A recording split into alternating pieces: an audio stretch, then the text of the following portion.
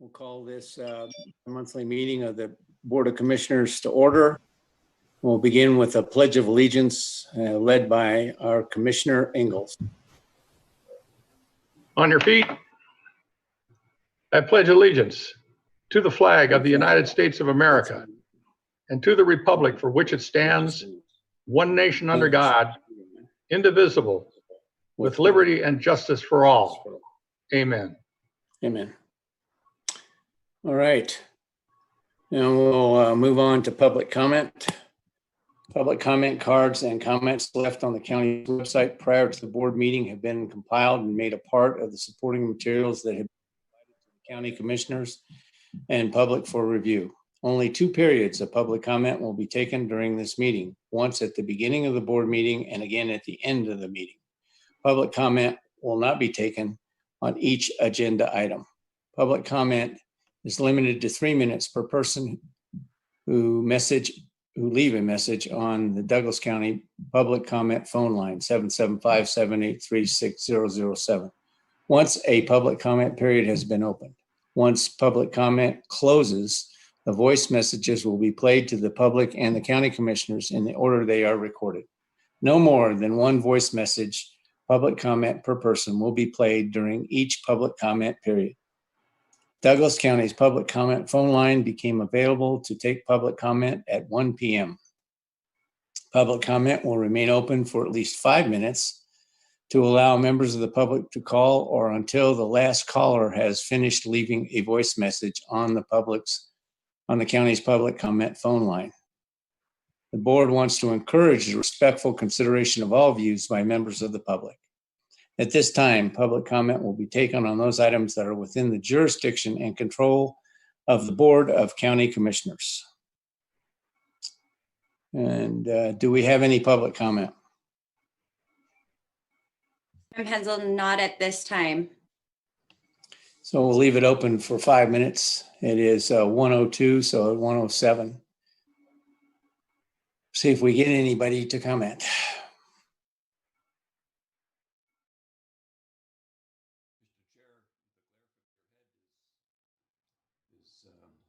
Blocking my screen. Maybe you could move your screen down a little bit. Gee, and I shined it just for you, sir. What's this? Perfect. All right. Chairman Penzel, this is Amy Poole for the record. I have 2 voicemails to play. You mean 2 public comments? Yes, I apologize. 2 public comments to play. Play on.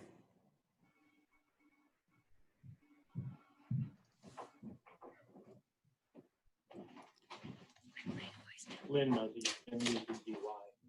Agenda item 4 proposes to shift about $2.5 million of Douglas County's bond cap to facilitate the Nevada Rural Housing Authority's ability to fund affordable single-family housing for low-income individuals. Point 1. When Mr. Slade tells you that residential growth doesn't pay for itself, that is particularly true of taxpayer-subsidized affordable housing, which does not come close to generating enough tax revenue to cover what the lucky occupants will be provided in county services and infrastructure. The county is in effect sticking current county taxpayers for these costs. Point 2, if you're going to help folks find affordable shelter, why subsidize single-family units? Multifamily structures provide more living space for less money. For many of us, a first dwelling was an apartment, a condo, or a duplex. Point 3, subsidized affordable single-family housing puts the county's thumb on the scale of Douglas County's real estate market by enabling the Nevada Rural Housing Authority to provide new construction homes to some fortunate few who would otherwise be looking at addresses on, for example, Plymouth Drive, Honeybee, or Topaz Ranch Estates. Sellers of existing homes in the lower price range are hurt when NHRA competes with them for buyers. There is no shortage of affordable housing in Douglas County if you don't turn up your nose at the prospect of living in a modest neighborhood. It's not the county's business to use the people's bonding power to allow a chosen few to afford a better dwelling than they could otherwise afford on their own.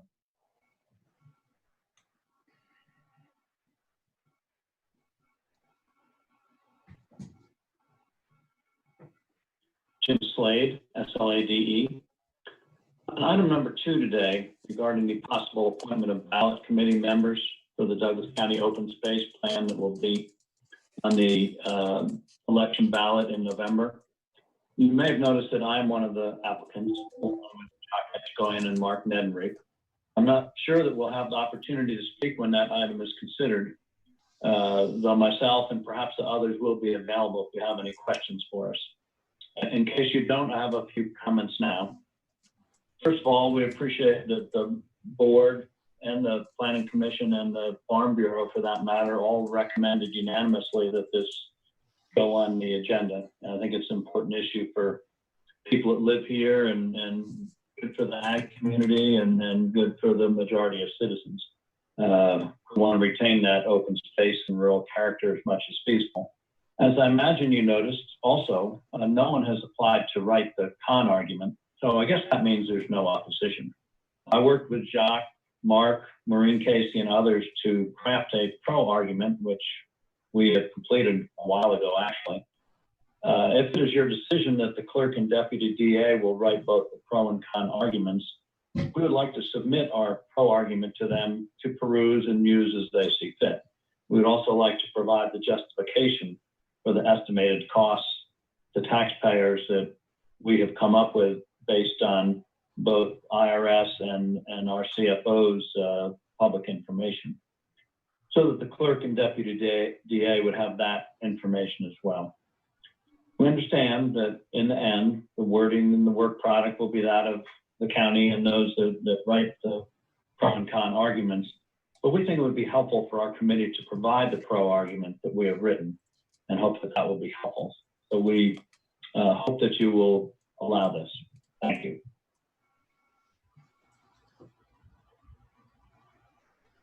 Any further public comment? No, sir. Okay, we'll wait for 5 minutes and see if anybody catches up.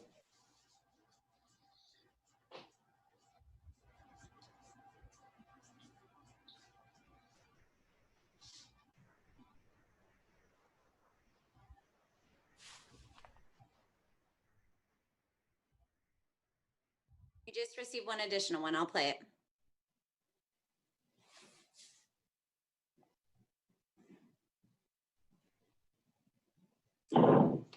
That's Ted Gaines, TEDGAINES.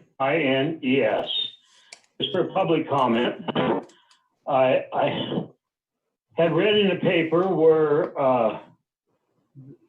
Mr. Nelson had bought a piece of property that had a second home on it. Mr. Nelson is one of our commissioners. He bought this property. He did not know, was not aware of it. It was an unpermitted building. So he went through the process of getting his permits and doing everything right.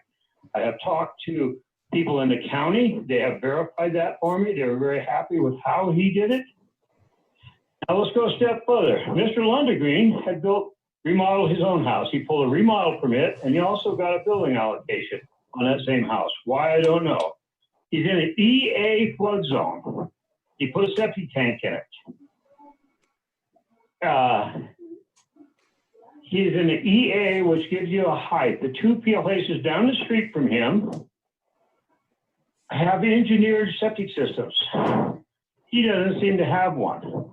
I have seen more water sitting on that property than others, and I drive by that daily. But he had it inspected by a county employee.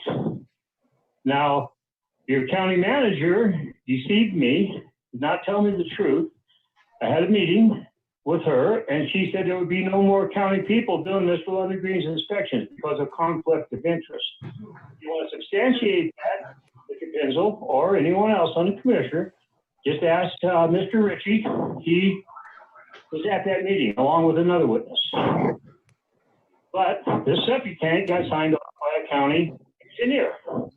You've got a 3-bedroom, 3-bath home. Put in a 1,200-gallon septic tank. I guess he failed to mention the bathroom he had in that building in the back, because that makes the 4th bathroom, and puts him up to a 1,500-gallon tank. Now, the person who signed this permit offered him just happens to be his brother-in-law. Now, there's Tim Davis's signatures all over the rest of these things on there, which don't make a lot of sense because I was told they're not going to be, but we taught our employees well because Mr. Davis now pulls owner builder permits. Separate, he don't own anything. He uses the same letter over and over and again for owner builder permits. It's not notarized, it's not dated, it's not anything. But according to Pat, our county manager, this must be okay because he don't like me using people's names on here. So he does not look into any of this. This is complete violations of everything. Mr. Davis has falsified a county document. We already know that. I have pictures of that. Chairman, that voicemail was 3 minutes long, and so it cut him off. That is the last voicemail that I have received, and that was at 1:08. Okay, we got 1 minute to wait.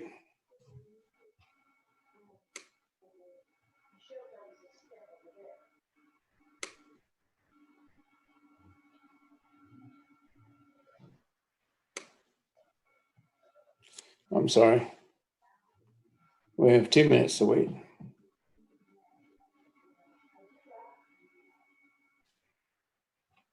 Make it 5 minutes after that last call.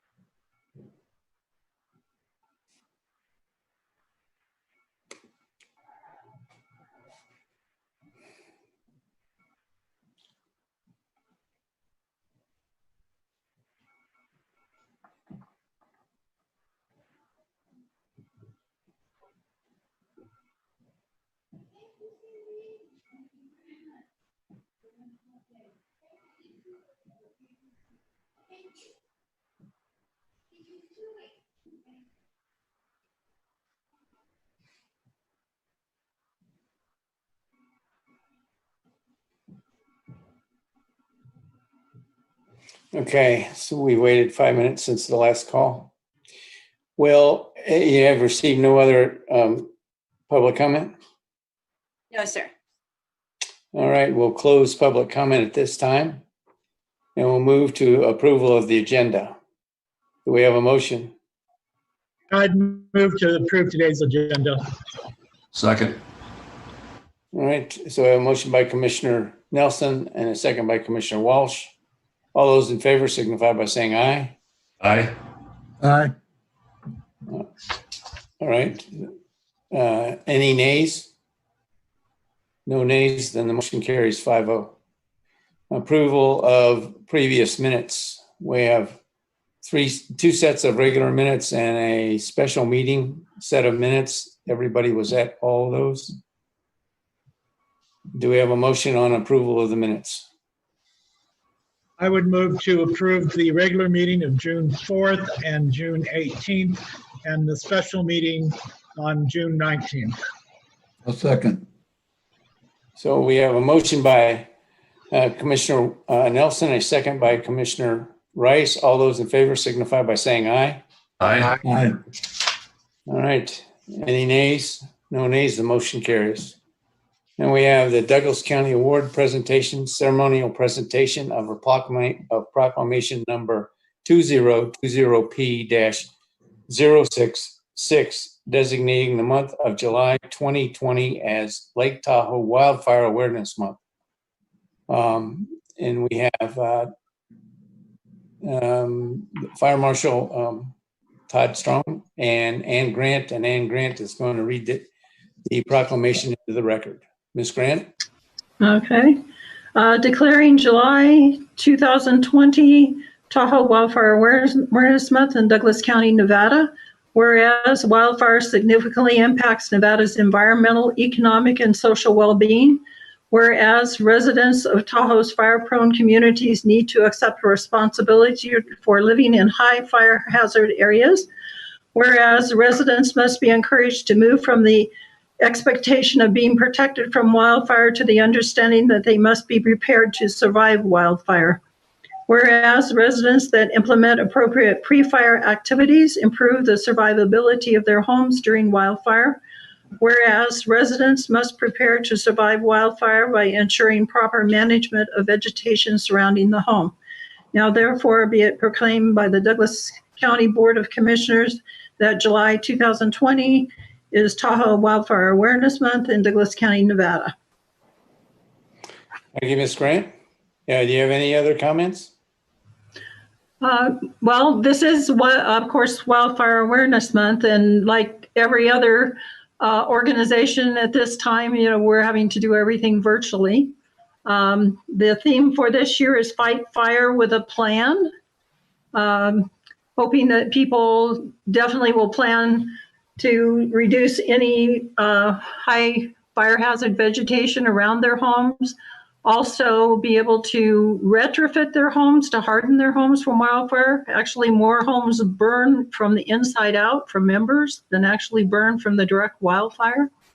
So those are the things we do have on July 28th. We have a virtual seminar about home hardening. And I will forward that information to Amy. And if any of the commissioners would like to join in, it has some really good information for your homes. I know a number of homes burned in the Numbers fire. I don't have any information about how many might have burned from embers versus the direct fire, but that is, there are ways to harden your home. Todd Stroop has a little bit of information about home hardening, if he could speak for just a moment. Mr. Stroop? Of course. Thank you, commissioners. On behalf of Fire Marshal Gavon, I would like to thank the commissioners for this proclamation. The recent Numbers and Monarch fires have really demonstrated that fire is everyone's fight, reinforcing this year's campaign of Fight Fire with a Plan. We encourage everyone in Douglas County to plan and prepare their families and possessions now before a wildland fire starts. There's a number of ways that you can plan, including assembling a go bag and even developing evacuation plans, creating and maintaining that defensible space around the home, and hardening the homes to be able to withstand embers and a flame front, and of course signing up for emergency notifications such as reverse 911. As Ann mentioned, there is going to be a virtual workshop regarding home retrofits on July 28th. And this is where you can learn from leading experts on how to harden your home against wildfire. The details on how to register for that can be found at takecaretahoe.org. And with the message again is fight fire with a plan. Wildfires are unavoidable. Being prepared isn't. Right. Thank you, Todd.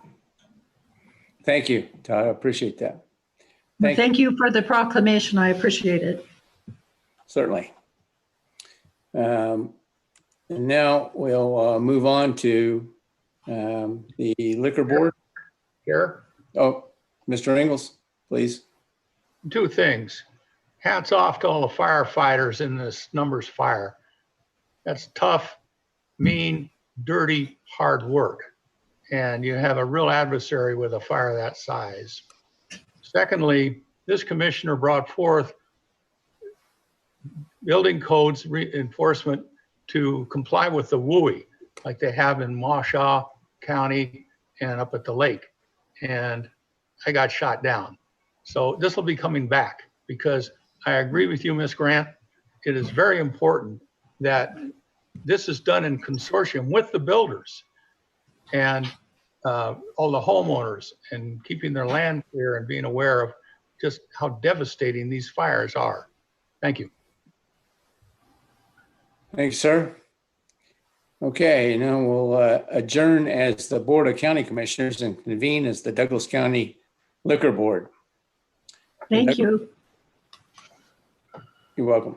Douglas County Liquor Board, item 1 for possible action. Discussion to approve the on-site unrestricted liquor license SNS Ventures LLC DBA Shots Bakery and Restaurant, represented by owner Cheyenne Shots. Cheyenne Shots has signed a waiver of notice of hearing. Shots Bakery and Restaurant will be located at 1595 Esmeralda Avenue, Minden, Nevada. Captain Michitarian. Good afternoon. This applicant has completed the required paperwork. However, they are awaiting their certificate of occupancy, and we are not in objection to this application. All right.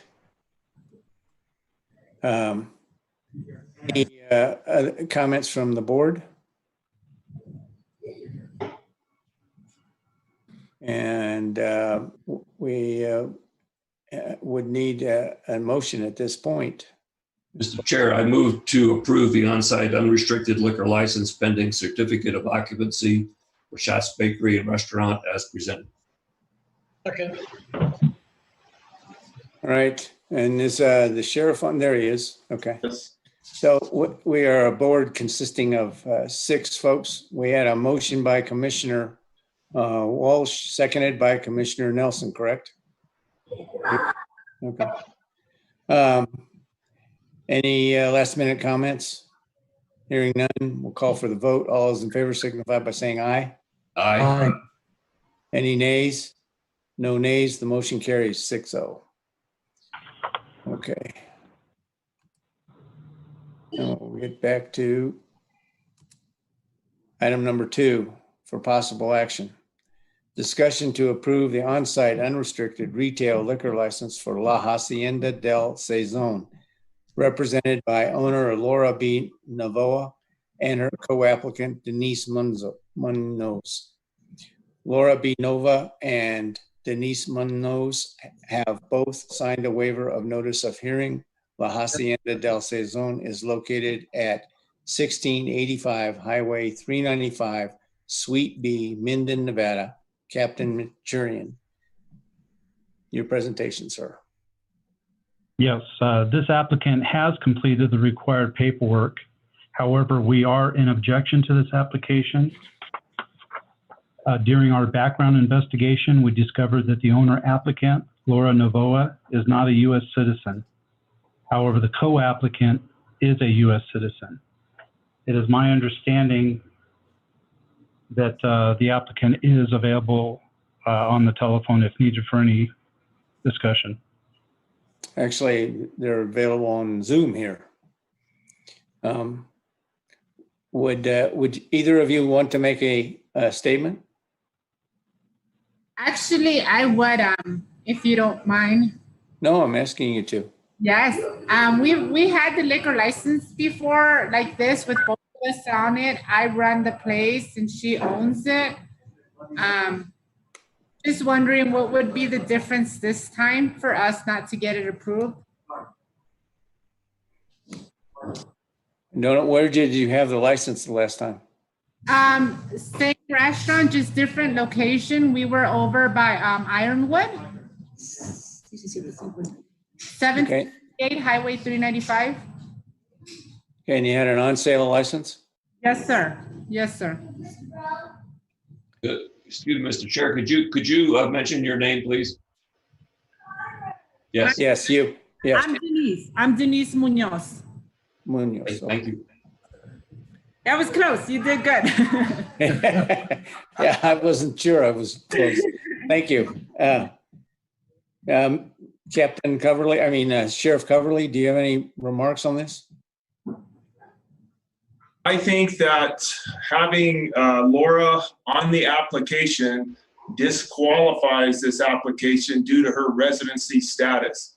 If they want to reapply with someone else being named on the liquor license solely who is a U.S. resident, then I think we can consider it at that time. But as the license application stands as it is, I would not approve it.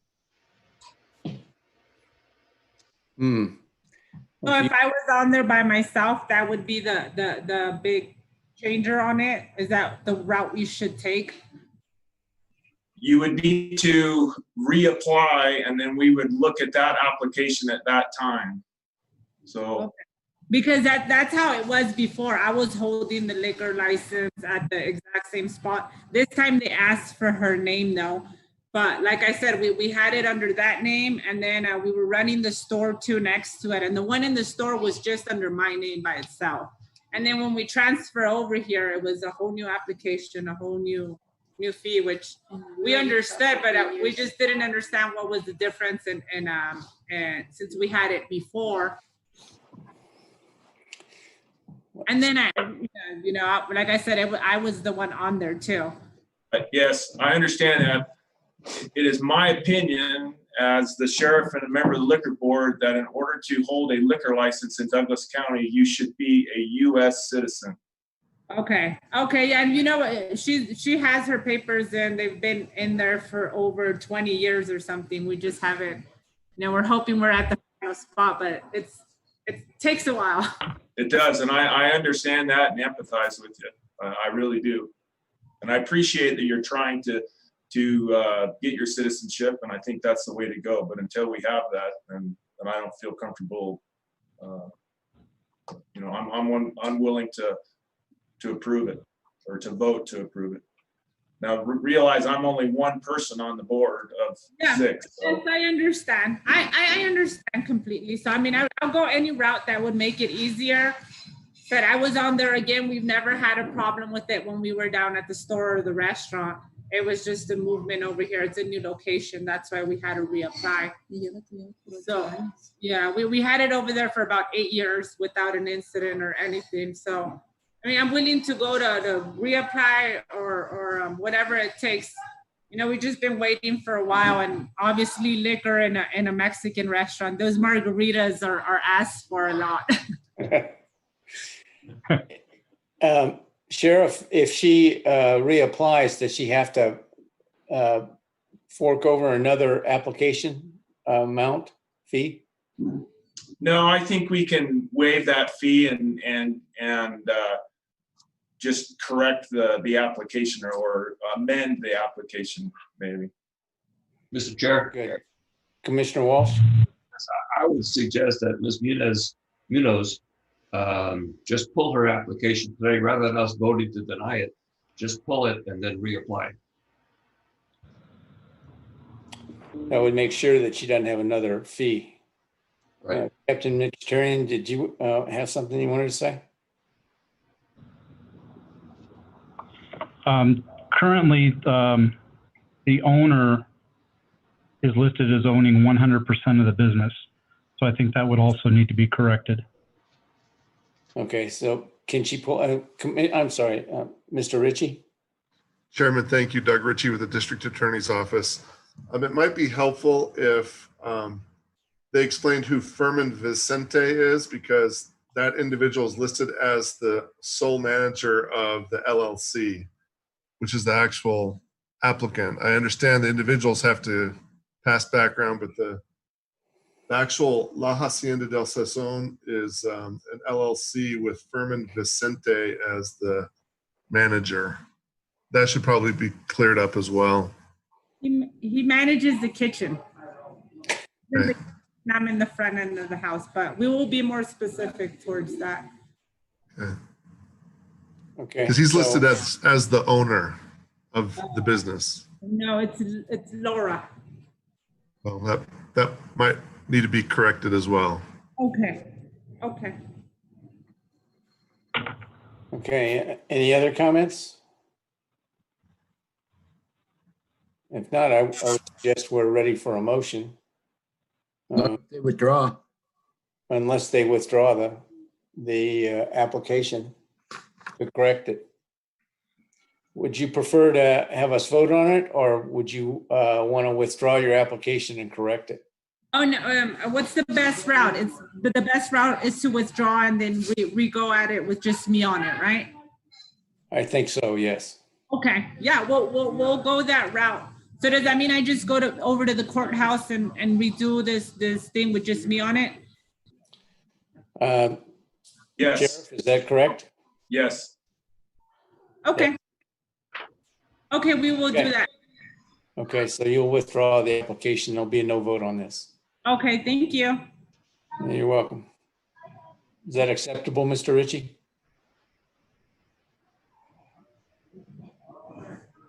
I don't approve these things. That's with the sheriff's office. I will note though that it's a corporation, which is a legal entity, is the owner of the business, and the manager apparently is not the owner. But I'll work with Sheriff Coverly and Ron Michitarian, Captain Michitarian on that. Okay. Okay. So we'll move on.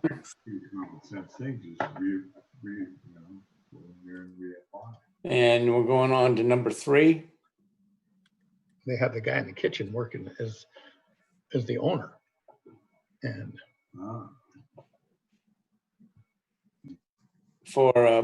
And this is item number 3 for possible action, discussion to approve the name change for Nevada Pizza Restaurants Incorporated, DBA Straw Hat Pizza, to Nevada Pizza Restaurants Incorporated, DBA Joe's Sports Bar and Grill, for the already existing on-site unrestricted packaged retail liquor license represented by owner Dana K. Smith.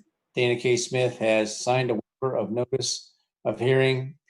Nevada Pizza Restaurants Incorporated, DBA Joe's Sports Bar and Grill is located at 15 US Highway 50, State Line, Nevada. Captain Michitarian. So this is simply a name change, and they're located inside Harris Casino. This applicant has completed all the required paperwork, and we are not in objection. Okay. Any comments from commissioners? I don't have a full view, but anybody got a comment? No comments? Then we'd be looking for a motion. it is, they're inside Harris. Yeah, Mr. Chair, I move to approve the change of name of Nevada Pizza Restaurants, Inc., DBA Joe's Sports Bar and Grill as presented. Second. I think Mr. Nelson got in there. So we have a motion by Commissioner Walsh, a second by Commissioner Nelson. All those in favor signify by saying aye. Aye. Any nays? No nays. The motion carries 6-0.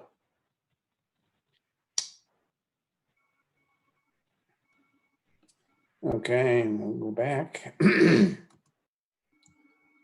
going to adjourn as the Douglas County Liquor Board and reconvene as the Douglas County Board of Commissioners. And we come up to the consent calendar. I would like to pull item E, which is the NHRA or NRHA for presentation, and then we would vote on it for action. So item E would be pulled. Any commissioner want to pull anything else? Any other item? No. Mr. Chairman, I move that we approve the consent calendar with the removal of item E as presented. Second. Okay, we have a motion by Commissioner Rice, a second by Commissioner Walsh. All those in favor signify by saying aye. Aye. Any nays? No nays. The motion carries 5-0. And item E will be the first action in the administrative calendar. So I'll read item E into the record.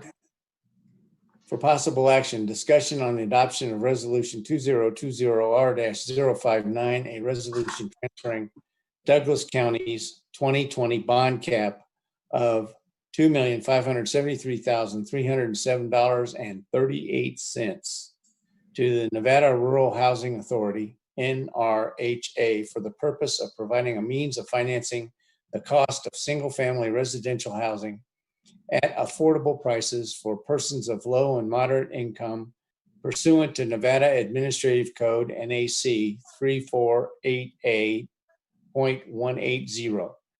This transfers the county's maximum amount of tax-exempt private activity bonds that might be used during 2020 to NHRA and does not incur any debt or legal obligation for the county.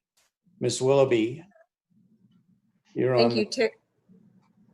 Thank you, Terry Willoughby, for the record. This item comes before the board every year, and this is an example of partnering with another agency in the state. And as stated in the item, there's no obligation to the county. We are merely transferring our bond capacity to NRA. And with that, I'd like to turn it over to Diane Arvizo with Nevada Rural Housing. And she's going to provide a presentation on how they use these funds and some other information. As an administrative point, before you start, Ms. Arvizo,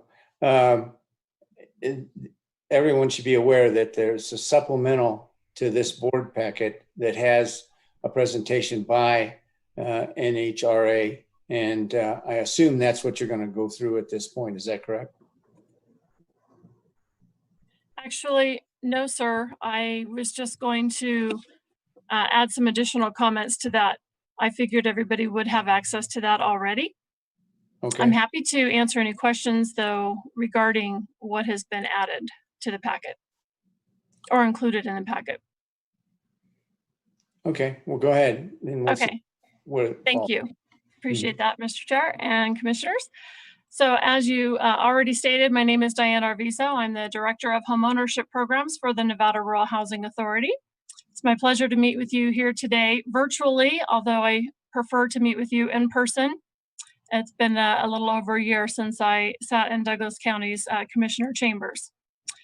So 2006 is actually when Nevada Rural Housing Authority launched the Home at Last program. You've probably seen our commercials on TV, but I do want to share a little background with you. I think it's important as you consider this action item today and for those who might be listening today.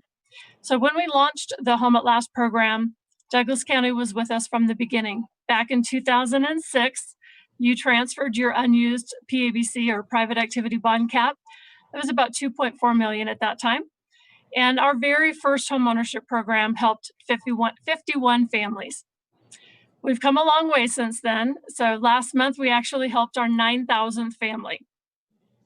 As a rural housing authority, that pretty much is about 20% of the population of the state. And as you know, our mission is only to focus on rural residents in Nevada. So that's a mighty number.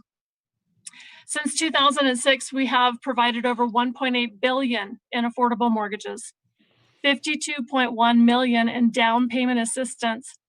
And I love this number, 27 million in federal tax savings. That's money that's been returned to homeowners through a federal tax credit.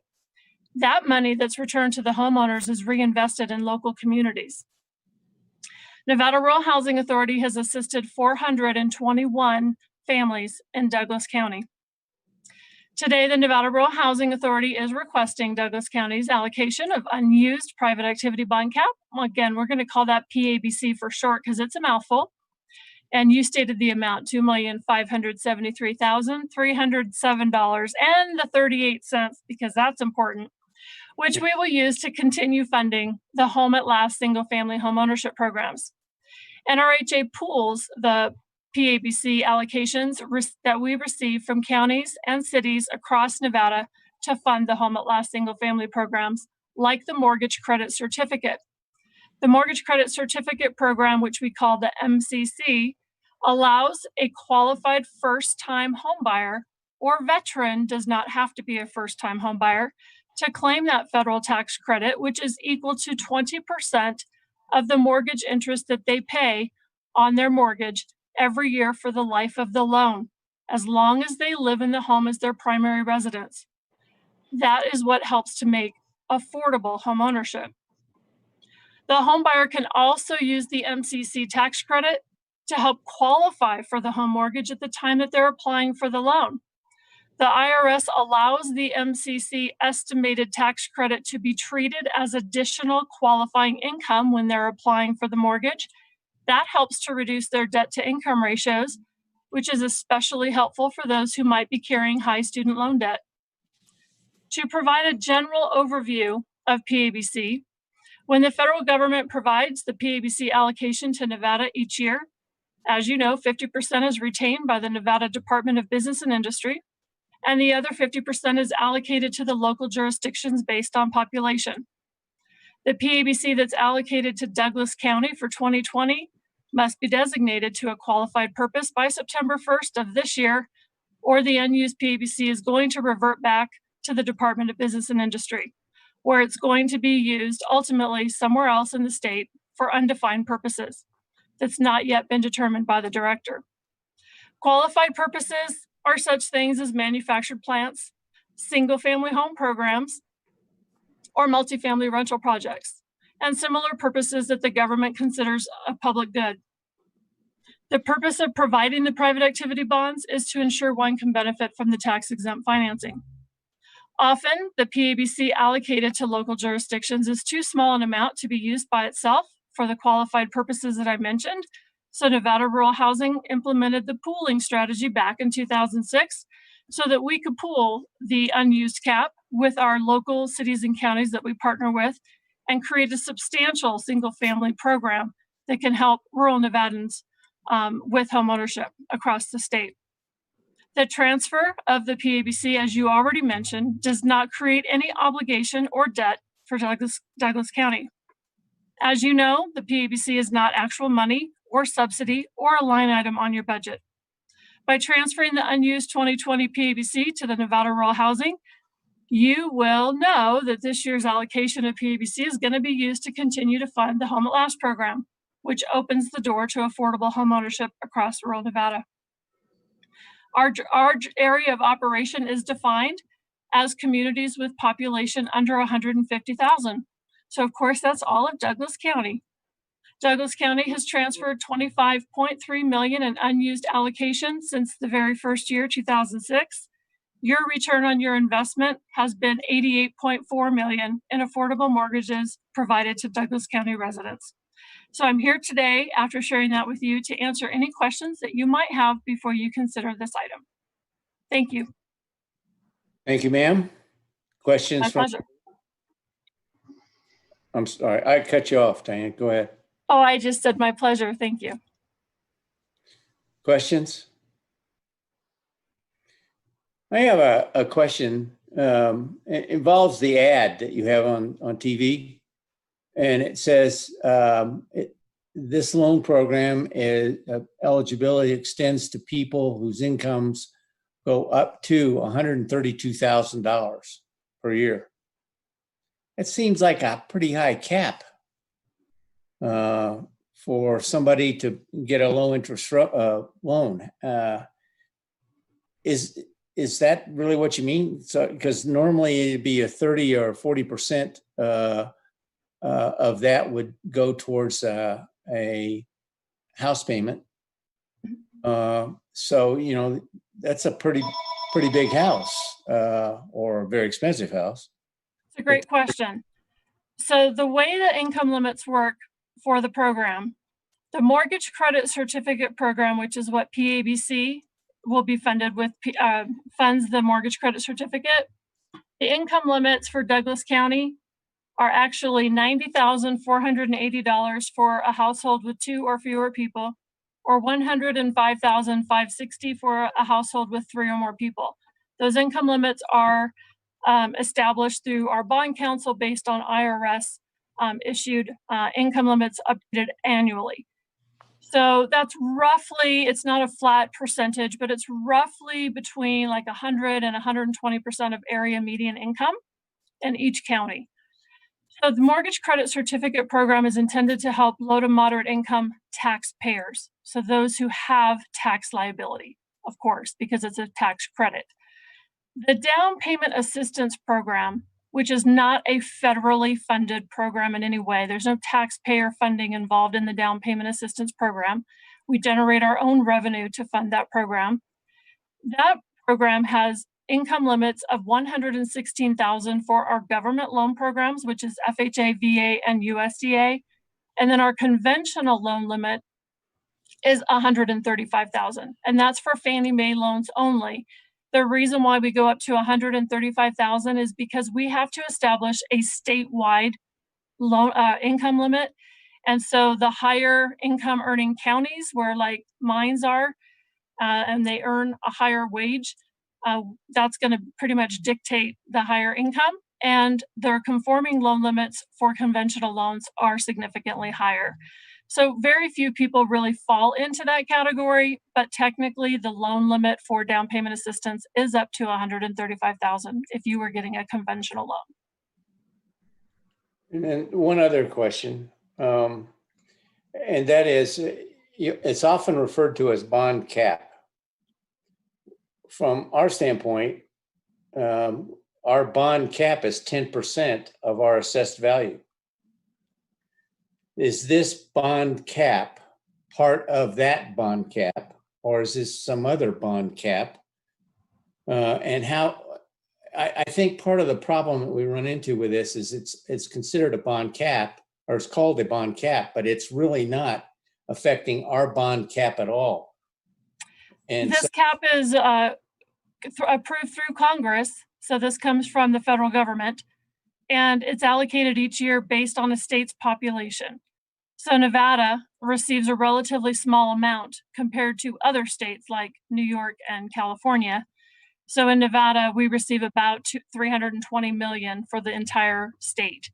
And then, as I said, 50% of that is retained by the Department of Business and Industry, and the remaining is allocated to the local jurisdictions based on their individual population. The cap is related to the qualified purposes. So different qualified purposes are subject to a cap depending on what it's being used for. So that's all based on IRS regulations. And again, it's all based on the Congress determining how much volume cap will be allocated for a particular year. So it's the president's budget. Congress approves.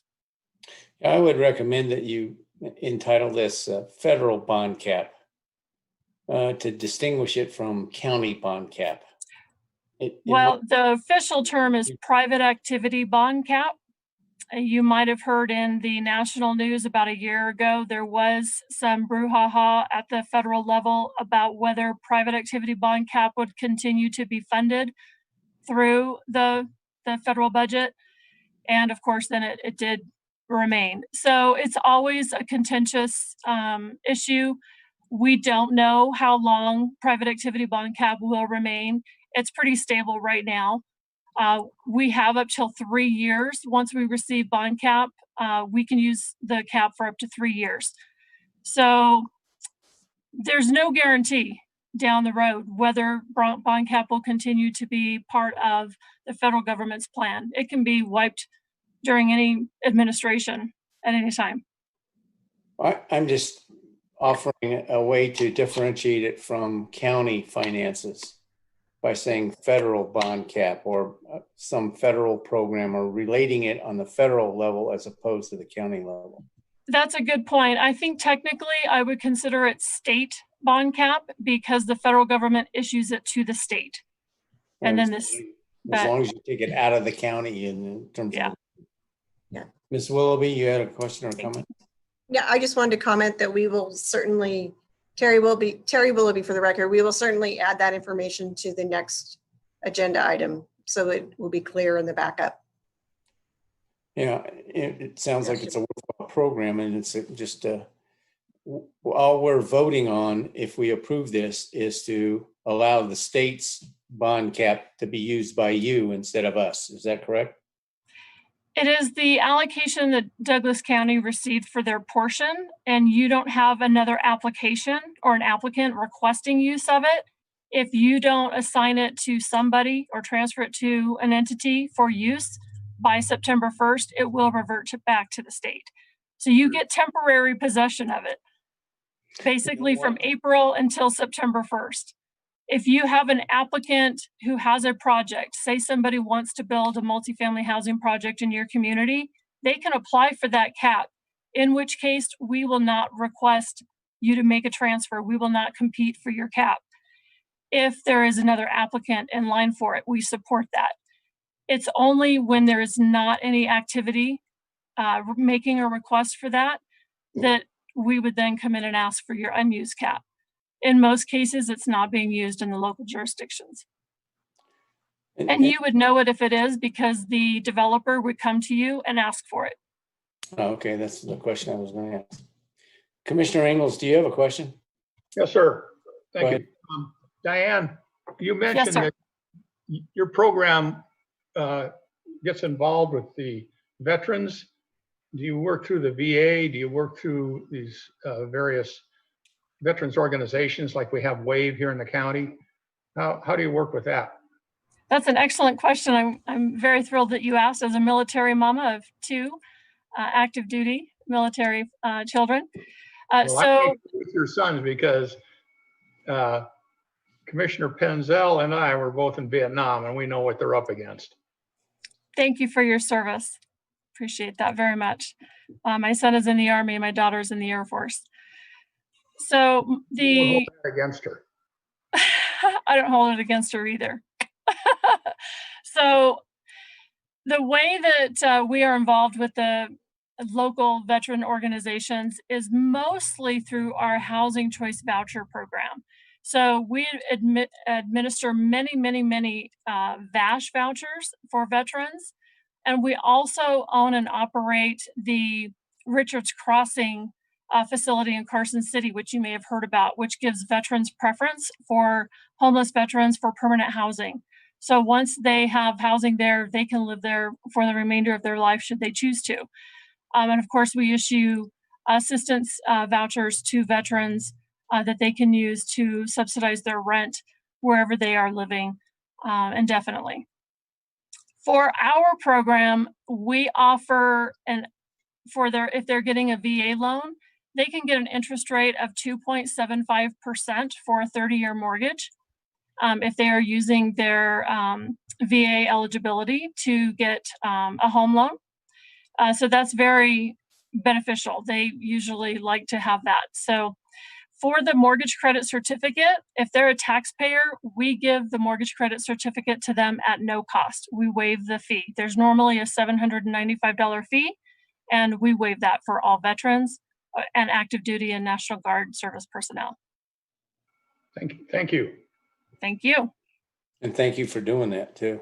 Absolutely. And I hope that your son and daughter remain safe while they're deployed.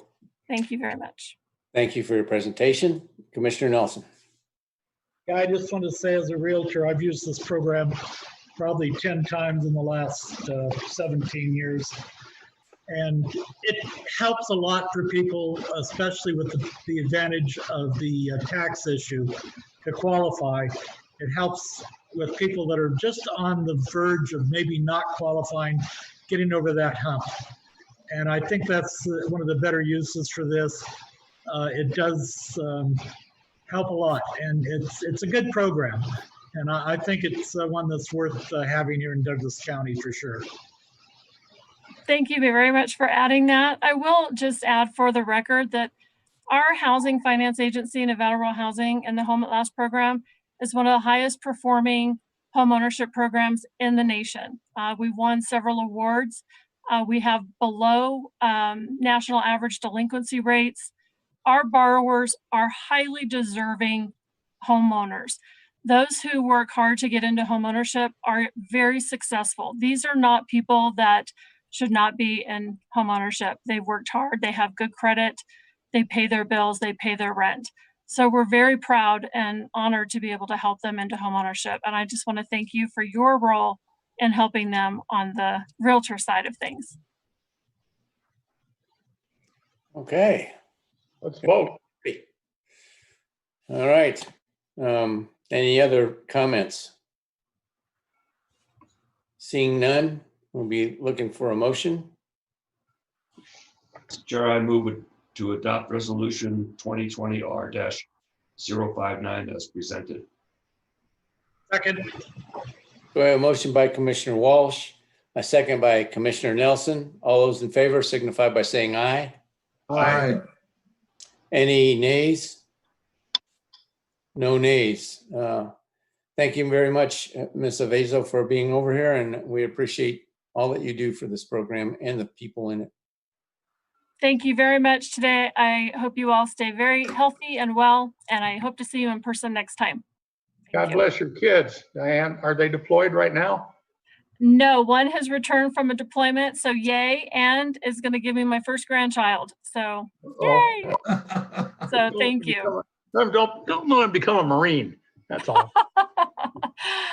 Thank you very much. Appreciate it. Thank you. All right.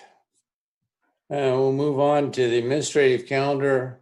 Item number 1 is for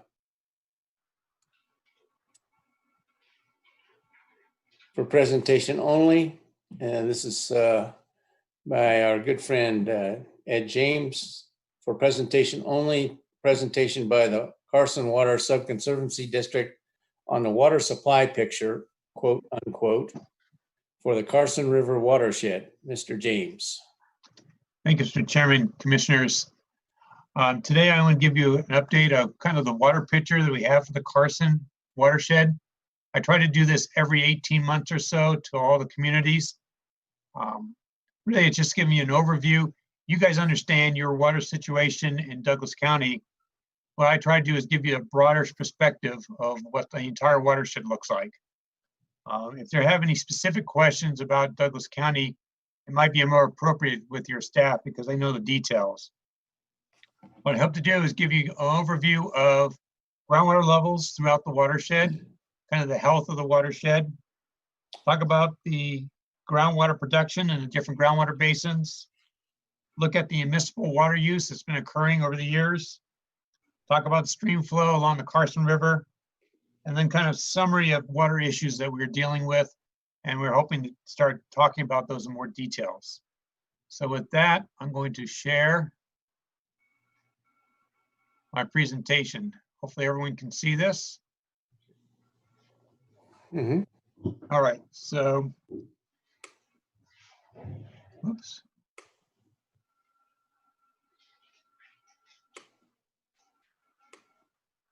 So we're going to start off first with the groundwater.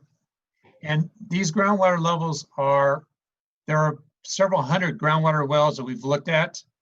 So we basically grouped them together. So you're going to just see some of the wells out there. These are more indicators of what's occurring in the area. There may be some wells that have some different numbers, but this is kind of just a general indication of what's going on. So I'm going to start off here with the south part of Carson Valley and the groundwater levels. And this one here is going to the central south area. And you can see from this one that the water levels have pretty much stayed even. There is definitely some movement up and down, but we don't see any major decline. This one is at the Ruinstrath area. This is a concern we have. Ed? Yes. Those images aren't showing up. Oh, they're not? I'm sorry. Yeah. Let's see what's going on here. Okay. That's a spreadsheet, right? Yeah, I don't want that spreadsheet. So let me I'm going to stop sharing, go back to sharing.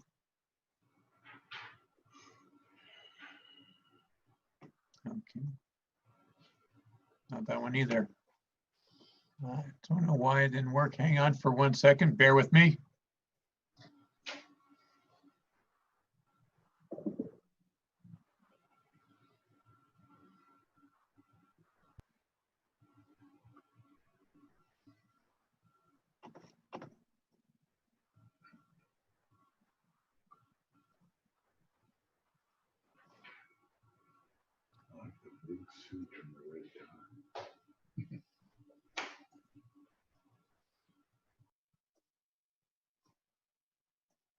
Can you see this one now? Is that better? We can see the first slide.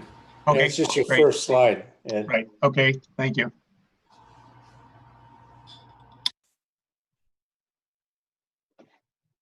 Are you seeing the slides move or not? No. No? No. It's moving Over right there. in order. There you go. Okay. There you go. So I'm here. This is at the Roomstrath area. And you can see in this area, we do have a water table that's been dropping. It's been dropping over a period of time. Recently, it's been kind of settling out. And what we don't know is if it's due to the wet weather we've had over the last several years, or it's actually starting to equal some equilibrium. One of the things about this area, it does not get any real recharge from the river. It's all from the alluvial fans. There are no immiscible wells out here. It's all domestic wells. And so this is something that we're keeping a close eye on. I know Director Barry Penzel is aware of also the nitrate issues out there too, but this is something we're just focusing on the water levels. This is at the Ranchos, Gardnerville Ranchos. This is one of their wells. You can see that it has bounced up and down. During the dry period, came down a bit, but during the wetter period, it has responded. It was brought to my attention yesterday that there is another well out there that has shown a decrease over this area. I've looked at that well. My problem is my data only goes to 2014, so I've been asking for an update on that. But all the other wells show it pretty much even out, some ups and downs, which you would expect. But water levels have not decreased, but we will investigate this other monitoring well in that area. This is more of the central area, the middle Carson Valley area. And again, you can see the water levels are fairly even and steady up and down, which you would expect during some dry periods and wet years responding. This is over near the Johnson Lane. This is another area of concern. You can see that this water level has been dropping over the years. This is the area that's where on the domestic wells and septics. The lower Johnson Lane is, of course, on the municipal water system. So this is an area that would be something you'd want to watch in the future. If this continues to go down, it would be a concern for those residents. I'm going to now move to Carson City. This is the Eagle Valley area. This is an example of what we're seeing there. Quite a bit of movement, but again, during dry years, water table has been dropping. In wet years, it pops back up and then drops up and comes around. One of the things we've noticed now that Carson City is not pumping as much groundwater from Eagle Valley because they are getting water through the Minden intertie. And so you're not going to see as much of these swings as you have in the past. Out in the Dayton area, what we're seeing here is, again, water levels are looking pretty good. And this is what's critical. One reason why we look at that is if we start seeing these water levels going down, even in wet years, it indicates there's a concern about being mined, groundwater being mined. This is out in Stagecoach. This one here, you can see the water levels were dropping significantly and now it's starting to rebound. The reason for this rebound is because the turf farm is no longer producing. You know, there used to be a turf farm out here.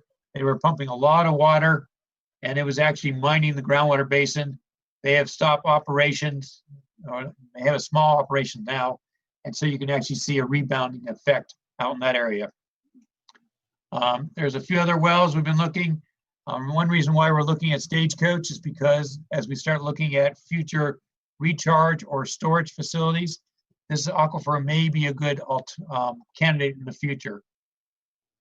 And so what we're seeing here is actually is a water table dropping. It's something we'd want to watch carefully. If you're putting water in, we don't want to be mining it, but there may be some ways to recover in this area, and the same over here. But what this gives as an opportunity is that there is space available in this groundwater basin if it does work out in the future. Silver Springs, this is called the Churchill Valley Groundwater Basin.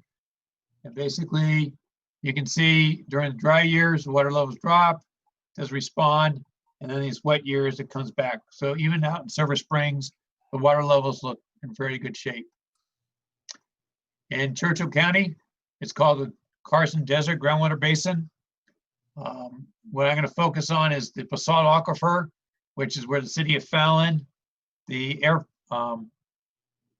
Top Gun, and also the tribe get their water from. So you can see here, there's a monitoring well. And back in the 70s, all the way to 2003, there was a water level was dropping. There was concern out there. And then they stopped monitoring this well. So we had to go to another monitoring well. We have one in, but we are actually seeing the water levels increasing slightly out there. One reason is that the amount of water being produced is less than it was historically. So they are not pumping as much water out of the basalt aquifer as they were doing at one time. Now I want to get into groundwater production. We focus on this because this is where most of the communities get their water from each of the basins. We have hired Loomis and Associates. We have a grant with the Bureau of Reclamation to look at water sustainability, water marketing, and possible water storage sites. This is one of the graphs they put together for us for the study. And what this shows is the water usage by the various groundwater basins. The top part is the perennial yield. The perennial yield is basically a definition of the annual amount of water presented by Mother Nature.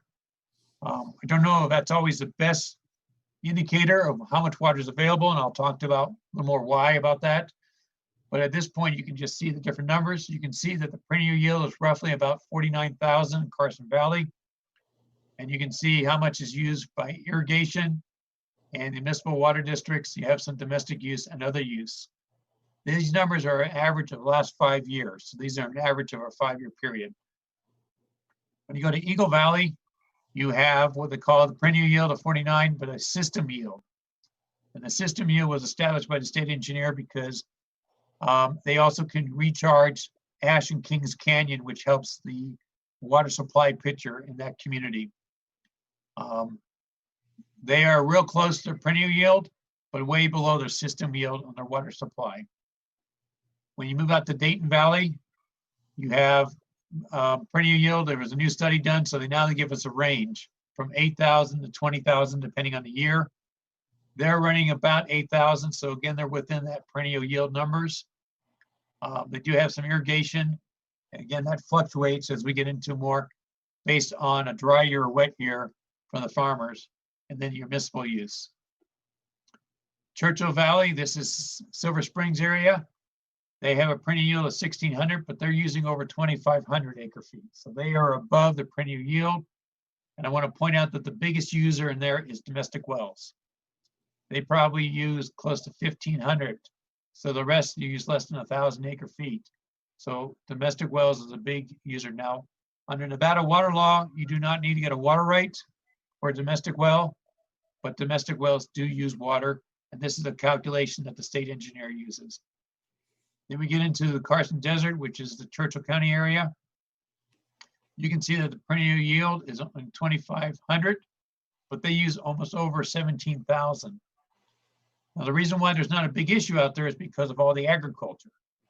If you did not have the agriculture going on in the Churchill County area, the Newlands project, there would be a real impact to that community, because then you would be start to mine the groundwater basin. But because of the agriculture recharging the aquifer, they're able to sustain this kind of pumping year in, year out. And that's why I always think a perennial yield is not really the best indicator of how much water is available to that community. So what I want to do now is look at the groundwater pumping and the different groundwater basins. The top one is Carson Valley. The bars is the total amount of water pumped by the different entities. And you can see that it goes up and down, really depending on the flows in the river. So when you have a dry year, and this kind of blue line is your agricultural use. You can see during wet years it drops, but during dry years it goes up. That really fluctuates how much water is being used in Carson Valley being pumped. The orange line here is what's being used by the municipalities. And you can see that it's been pretty stable over the last several years, going up a little bit. I do want to point out that the last 4 years in here also includes the amount of water that is going to Carson City. So even though water is being pumped through the Minden wells, you can see that the overall usage by the municipalities has gone down. This is something that's happened throughout the entire West. We're seeing a lot of these entities where are using less water, the municipalities, due to water conservation programs and smaller lawns. Below is the Eagle Valley. Most of the water used out there is through M&I. And you can see this orange line here. And you can see now that they've actually started to use less water in Eagle Valley as they're taking some additional water from Carson Valley. So their water usage in the Eagle Valley has decreased. This is the Dayton groundwater basin. You have your groundwater. This is your agriculture. So again, kind of fluctuates during wet years. They don't pump much. And during dry years, they will pump. This is the amount of municipal water use. And I should also point out that Carson City does get some water out of this groundwater basin too. So even with that, you can see that again, the trends are less municipal water being used in this area. And then the Silver Springs area, come across, this line is actually your domestic wells. And then you have your municipal wells, which are going down a little bit. And then you have some irrigation wells that go back and forth, depending on how dry the year is. So with that, I want to now kind of talk about the municipal water systems and how they look throughout the watershed. This was another chart that Loomis put together for us. This one basically just looked at the different communities, how many connections they have versus the total system connections, because there are a lot of other smaller districts out there that we don't include, but you can see that these major water purveyors make up the majority of the water use by municipalities and how much water is being used. This one shows the acre per connection, and it goes down through a trend. Now, it should be pointed out that this includes all water being used by the municipalities. So if you have a lot of parks, golf courses, green belts, that water is being incorporated into this. So some of those who have smaller connections may have a higher use just because you have other water uses being added to it. But this kind of just shows you the trend of how much water is being used by connection by the different jurisdictions. So I look here, this is the Gardnerville Ranchos. This is how much they've been using since 2002, kind of fluctuating. I will say that these are corrected numbers. If you go back and look at some of the state engineers' reports, you may see different numbers. I spent, with help from others, many days going through that and correcting the data. So this is the corrected data set. So this is one, and the state engineer will be producing some kind of update to show that this is the corrected data here. So this is probably the best data we have today showing it. But you can see the water going up and down. You can see that the water levels, usage is starting to drop off. Also, you can start seeing that about this time is when the ranchos started metering. And when you meter, people tend to use less water because they know how much water they use. And so we are seeing this trend. And I've been told that 18 and 19 also continue to show this trend. This is the Gardnerville Water Company. And again, you're seeing this trend of people being more aware of their water usage. The town of Minden, this is strictly a town of Minden, even though Minden does produce for others. This is what they've actually used in their city limits. It's interesting that 2011 was a very wet, cold spring, if you remember that. And so water usage was really cut off quite a bit. You just see it really pop up here in Minden. And then Indian Hills GID, showing the water use going through. The different color bars is actually the water that they're now receiving through the intertie, through the Minden intertie. Then here, Douglas County, you can see that there was growth going on through Douglas County using more water. You have an induction well that takes water off Genoa Creek. There's 2 wells there, so they have some induction wells here coming up. And then you can see the water you're getting through the intertie. And even though you do see growth going on, there is a reduction in water use in that community, in your community. I show Carson City just because they have a very complex system. They get water from multiple sources. From the Marlette, Hobart, they get water, surface water from the Carson. They also get induction wells. They have wells, water coming from Ash and Kings Canyon.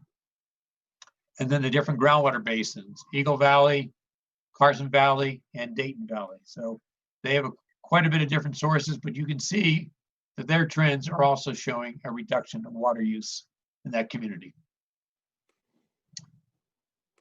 So now I want to go into stream flows and looking at the stream flow in the Carson River. This was another chart that Loomis put together for us.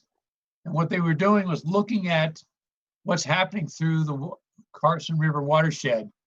And they looked at the West Fork at Woodford and the East Fork near Gardnerville. And the reason we use these two is that there's very little upstream use. So this is really what Mother Nature is providing us. So it's a good indicator of what's happening with Mother Nature in our watershed. And what's interesting is you can see from 1940 to 2018, there's been almost an 8% decrease in flows in the river. Not caused by additional diversions or anything, but less water that Mother Nature is providing us. On the East Fork, it's now less than about 4% reduction. When you add the two together, you're just under 5% less water flowing into Carson Valley. We then looked at the Carson City gauge and looked at comparing the flows over that period of time. And you can see a reduction of almost 9%. So this is now the water going through Carson Valley.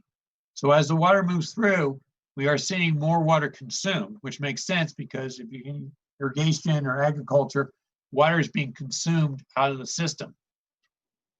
And then we looked at what's going on at Fort Churchill, and you notice it drops now to 3.74, which is less than what we're seeing the reduction on Mother Nature. This is a critical number because Churchill County is always looking at what's going on upstream. They have water rights that are senior to groundwater pumping, and they're always concerned that the groundwater pumping, the upper watershed, is taking their water.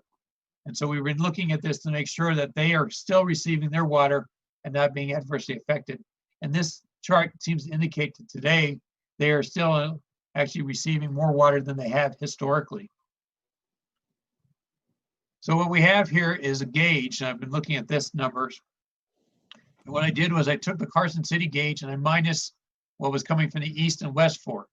So kind of seeing what is being consumed in the Carson Valley. And you can see quite a bit of water. The bars are the total amount of water. This bar here is like a 10-year rolling average, get a feel for it. What's kind of interesting is here when you get to the 2000s, you're seeing a big jump. In fact, 2009 is one of the largest, which is something that we still don't understand why there's such a big jump going on here. And so we're trying to analyze this data. This is some of the unknown questions, but we're seeing some trends.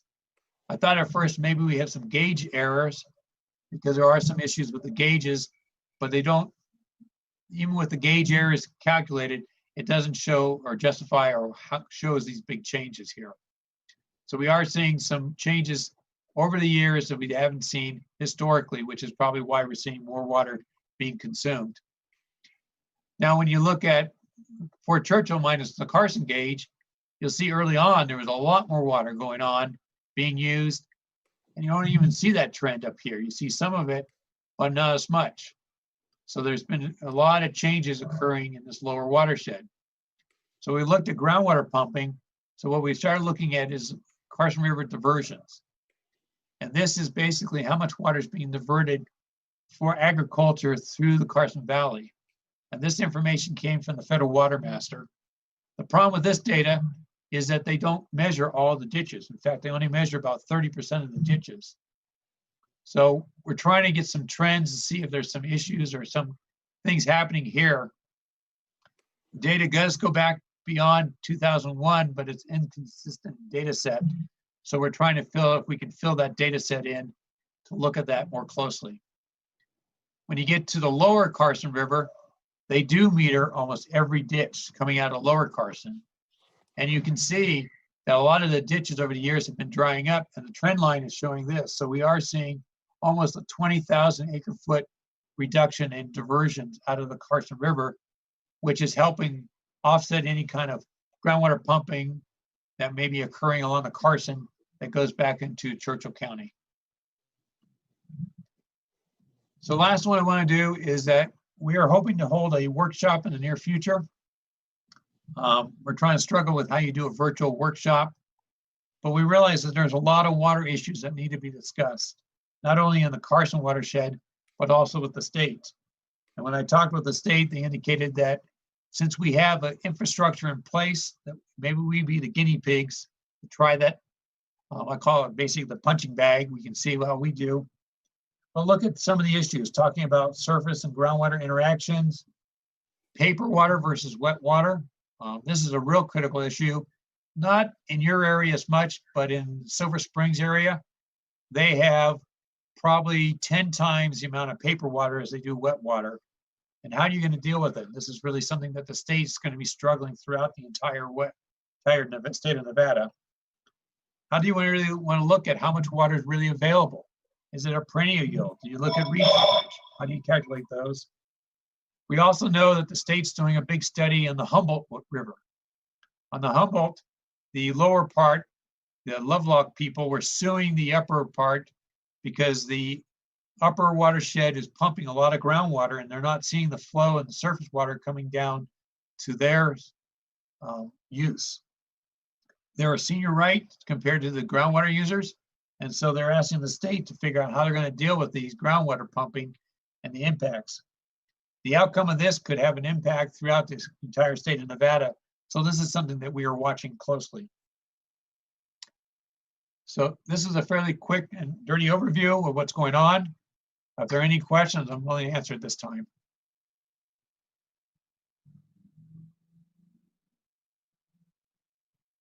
Thank you for your presentation, Ed. Most informative. Always good to get it 2 or 3 times. You're gonna have to give it next time. Yeah. So we'll ask questions of the board members. Any questions from the board members? Commissioner Ingalls, go ahead. Yes, Mr. James, good presentation. Thank you.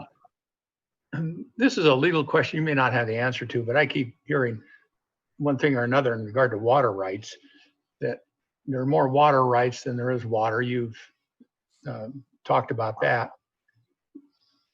Water rights that are in a given basin, like we are in Douglas County, we're in Basin 105, they're supposed to remain within that basin. Is that what you understand? No, you can actually transfer water rights out of one basin to another basin. There is a additional protocol and procedure you have to follow through with the state engineer, and you have to have hearings and stuff like that with the state and the counties. But yes, you can move water out of one groundwater basin to another.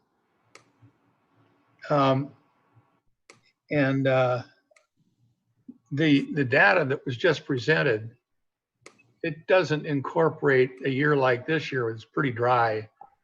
You went through 2019. And you'll be picking up 2020 here next year. It'd be good to have this presentation come back on an annual basis. And you've got, your annual data updated.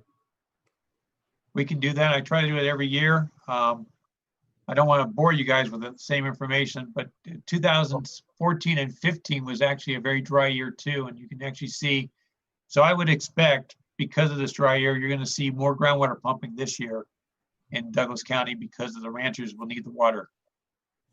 Yeah, this is not boring. This is okay. This is everything. Yeah, thank you very much. You're welcome. And what you're talking about in terms of ag, you're talking about more supplemental ag well pumping, right? That is correct, Mr. Chairman. And that's on your fever chart, that was a huge part of the consumption of Douglas County was ag. Yes, agriculture is a big, and what's depend upon it. I mean, that's a critical element. I forgot to mention, I think one thing is real important when you talk about water supply is that I focus mostly on municipal water use.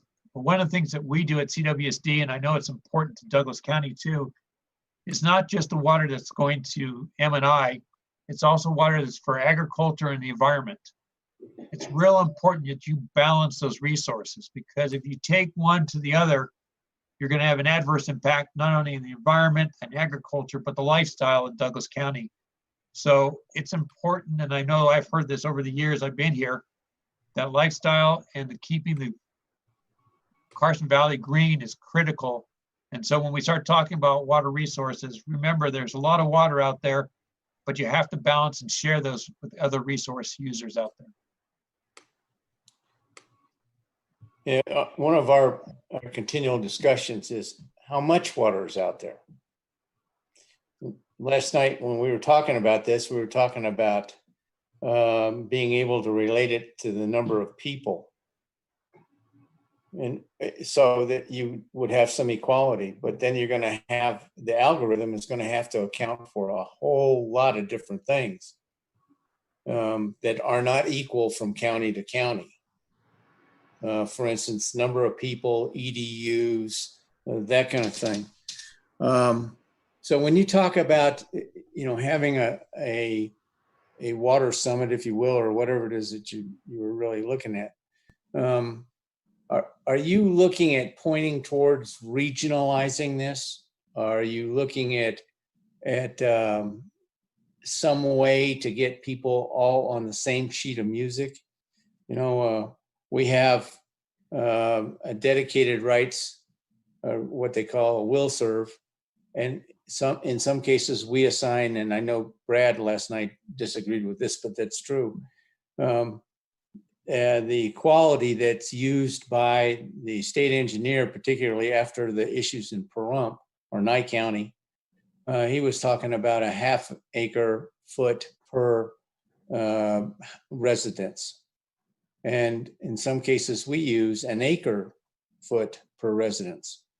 Which one is right and which one should be applicable? And I think those are discussions that have to be made and have to be had at some point in time. The other part of this is the understanding of the intertie and the number of water rights that Carson City has in our aquifer, and the reason they have those. And that needs to be really put out there to understand we are not transferring Minden water, although it's being pumped from Minden.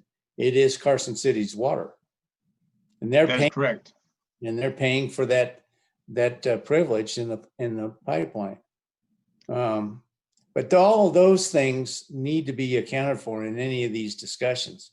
And I know that Mr. Cates is working on getting purveyors together to somehow have a regional unit. I would think that would be the start of where you would go to get to the point you're trying to get to, Ed.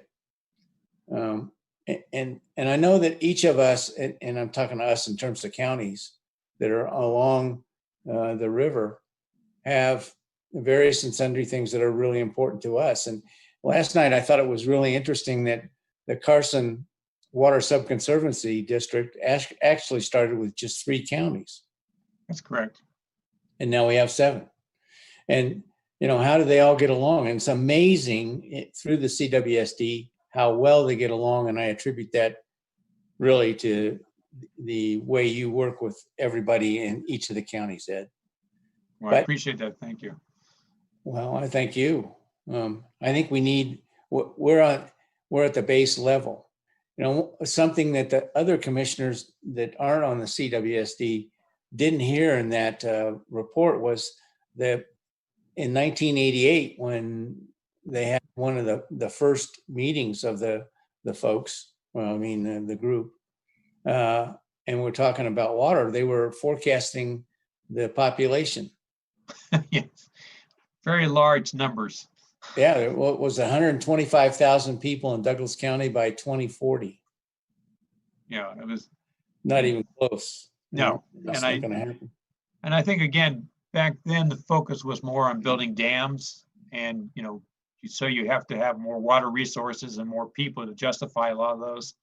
We've gone away from that to more focusing on a balanced approach, lifestyle, and how do you keep open space and everything else. So, and that's been at least the guidance I've been given over the last 20 years I've been at CWSD is how do you balance this to ensure that those needs are being met and lifestyle is being protected.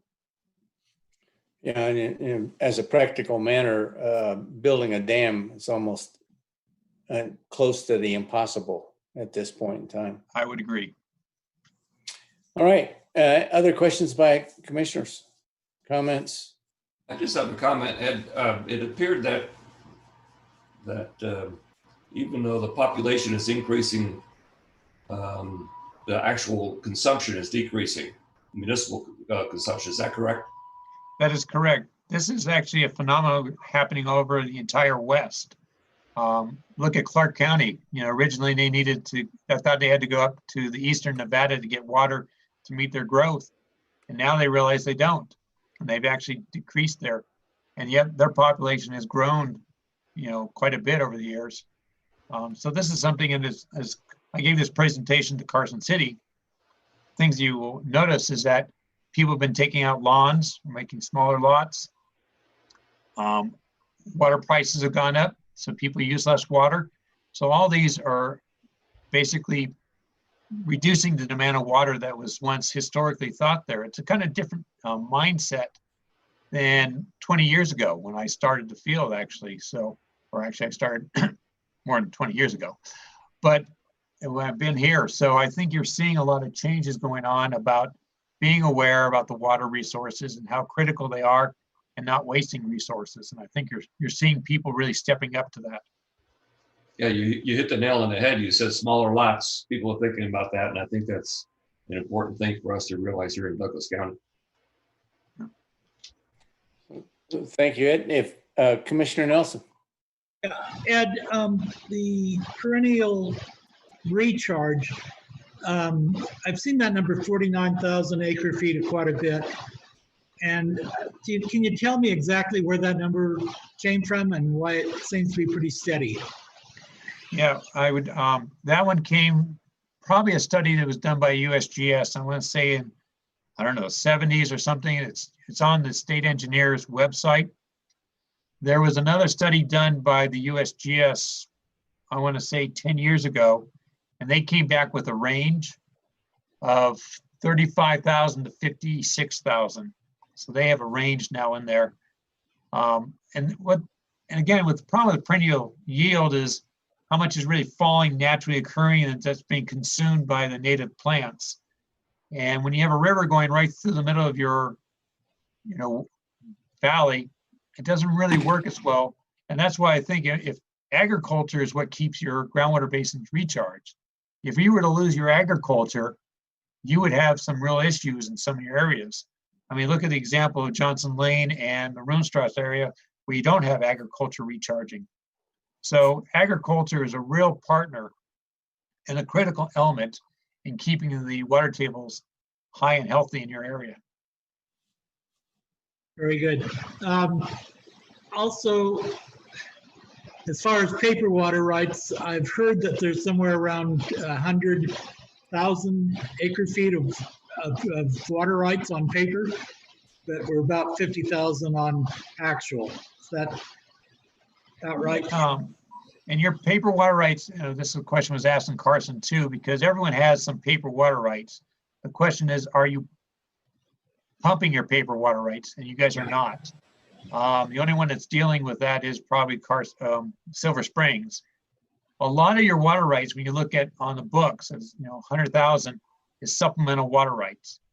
And the way the state engineer allocated the supplemental water rights is they assumed that no surface water was available. So 100% went to the field. And so those 50,000 acre feet of supplemental water rights are really a very large number that would never be fully utilized. And you can look at past trends, you're not going to see agriculture increase significantly. So look at those dry years on the graph I showed you, at those peak, that's probably close to what you're going to see that agriculture will use. They may use a little more, but probably not a whole lot more than what you saw there. Okay, thank you very much. But they have the right to utilize those supplemental water rights based on what the state engineers approved.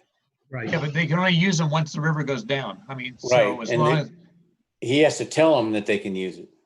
yeah. So when you look at it, and typically they don't want to pump those wells because it's more cost. Right. They'd rather take it from the river. Right. Right. It's going to end up there anyway. So further questions? Seeing none, I want to thank you for coming out and doing this, Ed. We appreciate it. My pleasure. And the discussion, I want to thank the commissioners for actively participating in it too. So appreciate your comments. We will move on. And Have a great thank you. day. Oh, let me get this up. We'll move on to item 2. And this is for possible action. Discussion on the appointment of ballot committee members to prepare arguments advocating for and opposing the 2020 county advisory question, quote, shall Douglas County Board of Commissioners implement a 1/4% sales and use tax pursuant to NRS Chapter 376A exclusively to finance the preservation of ridges, stream corridors, natural shoreline, scenic areas, view sheds, agricultural or other land devoted exclusively to open space use through the purchase of development rights program in accordance with NRS Chapter 376A and Douglas County's Open Space Plan adopted on October 11th, 2007 via Board Resolution number 2007R-082 and terminate sunset on September 30th, 2029 unless otherwise extended by the Nevada legislature. Ms. Lewis. Good afternoon. This is a ballot question that you guys as a board approved on June 18th. On June 19th, I started advertising for people to volunteer to write the statement in support of the ballot question and the statement opposing the ballot question. As Mr. Slade said in public comment, I received 3 applications to write the pro or in favor of the ballot question, but no applications to write the in opposition of the ballot. So this action is to formally decline to appoint any committee because by state law, you have to at least appoint 1 member for each side. And if you can't do that, then to formally not appoint committee members, and then turn it over to myself and the district attorney's office to write those pro and con statements.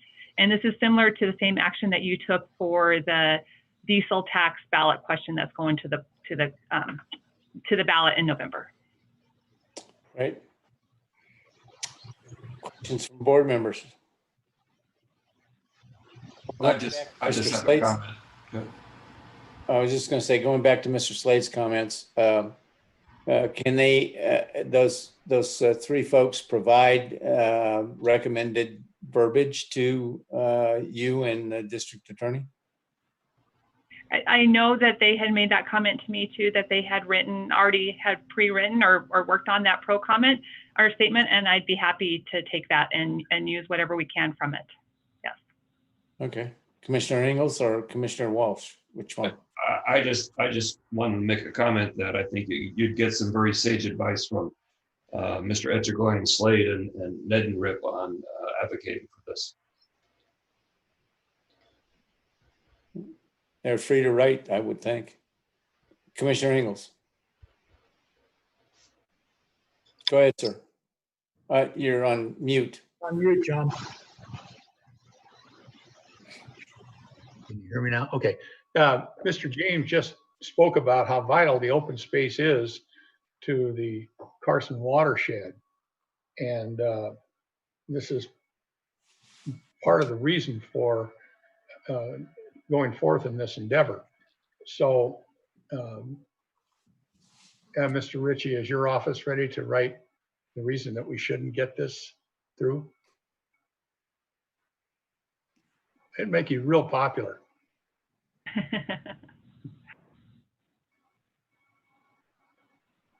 All right. Any other comments? Commissioner Rice. Sorry about that. Kathy, I'm sorry, Miss Lewis. Do I understand correctly that by law, unless we have somebody come forward to write their opinion against it, that you're not allowed to other people write it for you, that you must come up with your own terminology for as well as against? Is that correct? It is correct. It is, if we cannot, not we, if you guys as a board cannot appoint at least one member to write a con statement and at least one to write the pro statement, then those statements are the responsibility, or you direct the clerk's office along with the DA's office to write the statement. And I would suspect it's to make it as fair as possible. And to address Commissioner Ingalls, we will definitely do our best to make both statements fair, to provide information, because that's what those pro and con statements are, is to provide a voter who's not as involved in the community and as you guys are with the information for them to make their decision. So you couldn't find one person who's against raising taxes? I will tell you what I do is I advertise in the newspaper and put it on the web and through here, but I could not, there was not one person that volunteered to write the statement against.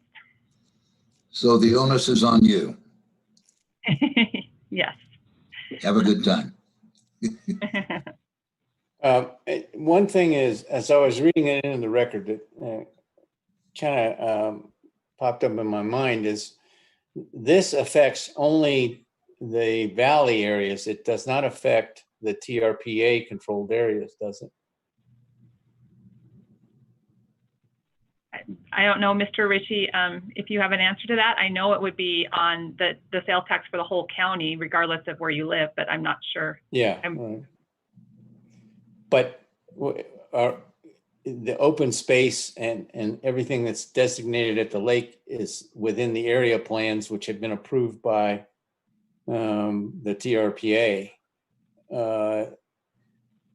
Would this allow the expenditure of funds up there? That's the question. Chairman Doug Ritchie with the District Attorney's Office. Yes, whatever the county's open space plan allowed for, if there was designated open space up at the lake and the basin, obviously we have to comply with TRPA regulations as well. But if there is designated open space up there, or the county were to acquire open space up there, yes, these funds could be used anywhere within Douglas County as currently written. Is it as written right now or revised and written? Doug Ritchie with the District Attorney's Office again. The ballot question was already approved by the board, and so we'll use the language that's in, I can't remember the resolution number, but it's been drafted as approved by this board, and so we will not change it. We're just writing the pro and con arguments, and as Ms. Lewis said, providing information to inform the voters so they can make an informed choice. Well, what I read into the record talks about shoreline, which got me to think about Lake Tahoe. And that would mean that we'd have to revise the area plans for up at the lake, which I'm not opposed to, but I think it's going to be a more cumbersome process and probably costly. I just point that out. And I think we shouldn't mislead people about where the money could be spent. You know, that is always an issue. And we should be fully transparent, to borrow a phrase, about where the money can be spent as of right now, so that nobody is under a misapprehension. So I don't know how you're going to do that, but that's why you all volunteered to do this. So. Well, I just, Barry, I think that, you know, we are one Douglas County, whether it's Lake Tahoe, Topaz, or here in the Carson Valley. And I think everybody in Douglas County would benefit from the open space, whether it's in the Carson Valley or anywhere else. Well, I would hope so. But, you know, we got so many rules for everything anymore. Mr. Price? Mr. Looking at it from a practical view, there's not a whole lot of space up here that's right, but could be considered open that isn't owned by the federal government of one sort or another. So I think when you talk about that up here, it's pretty much a moot point. And I just don't want to get into the argument Larry was talking about, you know. Anyway, but I would hope that would be disclosed in in the presentations by the clerk and the district attorney. So, any other questions, comments, pros, cons, statements? Well, seeing none, I would think we're. Kathy. Commissioner, Yeah, sorry. go ahead, Kathy. I'm sorry. Sorry, I have neglected to say this, and I meant to say it, and every time we talked about it, this process of citizens volunteering to write the pro and con comments or statements, I appreciate any person, anybody who has expressed interest, and regrettably have to bring this forward so that we had 3 people willing to write, that we cannot say that we could use their services. But I appreciate everybody on all 3 ballot questions that have volunteered to do this. All right. Well, then we would be looking for a motion. Okay, Mr. Chair, I move to decline to appoint ballot committee members to prepare arguments advocating for and opposing approval of the 2020 county advisory question on implementing a 1/4 of 1% sales and use tax for open space due to the inability to appoint at least one person to both committees, and allowing the Douglas County Clerk to prepare the arguments for the advisory question as required by NRS 295.121. Second. Who seconded that? I seconded. Okay, so a motion by Commissioner Walsh, a second by Commissioner Nelson. All those in favor signify by saying aye. Aye. Any nays? No nays, the motion carries 5-0. All right, we'll be moving on to item number 3.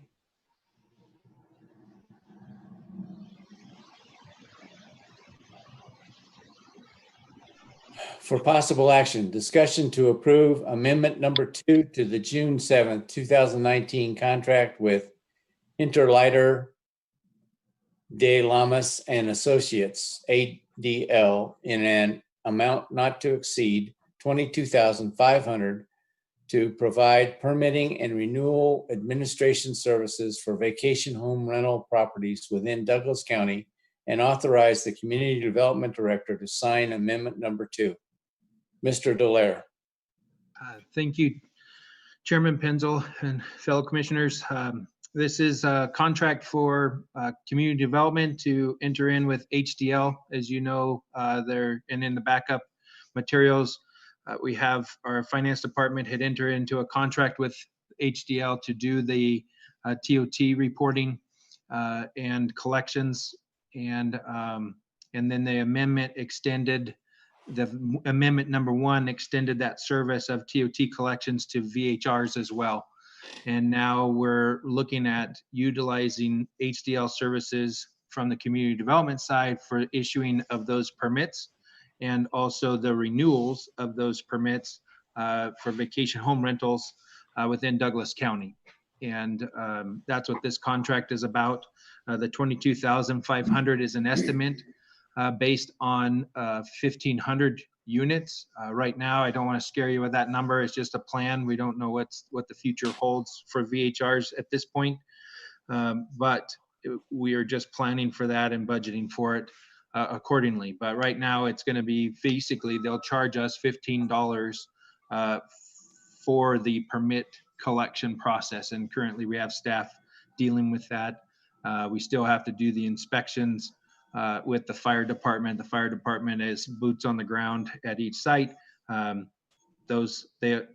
will be collecting those reports on behalf of the county, and then submitting to us each application for approval. And they're going to charge us $15 for that. So cost savings to the community, and that's why we're trying to push this forward. All right, questions, comments by commissioners? Commissioner Nelson. Yeah, Tom, I didn't have it pulled, but I thought about having it pulled number G on the consent calendar. Does HDL understand our ordinances at this point and how they're supposed to calculate things? I was really very concerned about that issue. As far as the permit fee or the penalties that were missed. Yeah, Terry looks like she's, Yes. Terry Willoughby for the record. That is in regards to the room tax collection. I was very on top of our ordinances and laws, and they do audit each return as they come in to avoid these issues in the future. Okay, thank you. so one of the things that our conversations has been with HDL staff is that with the permitting process in their hands as well, it's going to be a lot easier for them to audit those property owners on the reporting of the TOT, which is extremely difficult on our side with just the tools that host compliance has provided us. And so we're hoping that we can really keep their feet to the fire on making sure that if they rent their house out 5 times in a month and only report 2 at the TOT, that gets captured and caught, because the permits are now handled by HDL, who is doing the collections for the TOT taxes. And so it's all in one roof, under one roof, which should streamline the process on their end as well. Any other questions? Commissioner Rice. This isn't a question, this is a comment. I think that this is money well spent. There's been a good deal of TOT, as well as the $5 a night room fee that is not being collected, and this will help plug that hole and keep that stream flowing. So I think this is money well spent. Agreed. Well, that's good you are. Commissioner Ingalls. Mr. Delaire, this, we're going to be at a net gain on this if it works according to plan. In other words, we're not going to be spending more money to try to track money. No, you're right. Absolutely correct. It's a huge net gain. Staff time wise, we're spending a lot of time holding the hands of these property owners because they don't understand the permit process online, and they can't get the files uploaded correctly, and all that's going to get passed on to HDL to deal with, and then we'll get a packet from HDL. We'll be able to log into the system on the backside, approve those applications, the renewals and new permits, and approve those on their system, and they'll be doing all the time. And it costs then the county, the $15. And currently we only have 640-ish VHRs right now that are renewing and or are new. So it's like $9,000 is what we're spending on it for the permitting part. Thank you. Thank you. Further questions, comments? Seeing none, then we would be open to a motion at this point. Mr. Chairman, I move that we vote to approve the amendment number 2 to the June 7, 2019 contract with Hinleiter de Llamas and Associates HDL in an amount not to exceed $5,500. Second. I didn't, as a point of information, the recommended motion doesn't have the $500 figure in it that I see on the action sheet. Correct. That was not to exceed $22,500. Yeah, but then what I'm getting at is the recommended motion doesn't have that figure in it. Did you want that figure in it? That's what I'm saying on number 3. Yeah. Mr. Chairman, the Deputy DA can correct me, but I think it's okay if the dollar amount stated in the motion, even though it's not written that way. All right. So then we have a motion by Commissioner Rice and a second by, I forgot now. I'll second that. Dave. Oh, Dave. Dave, okay. So we have motion by Commissioner Rice, a second by Commissioner Nelson.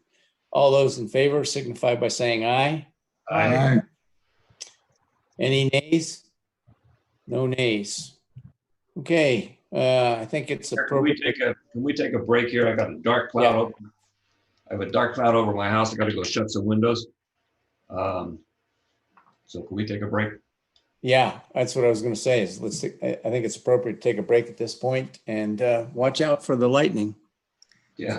And Mr. Chairman, we've already lost power up here once today, and it is rumbling like Rumpelstiltskin. So should I suddenly disappear, that's because my power went out again. Well, I certainly hope that doesn't happen. So we'll reconvene at 6 after. Is that okay? You broke, Mr. Chairman. Reconvene when? At 6 after 3. Thank you. All right. Thank you, gentlemen.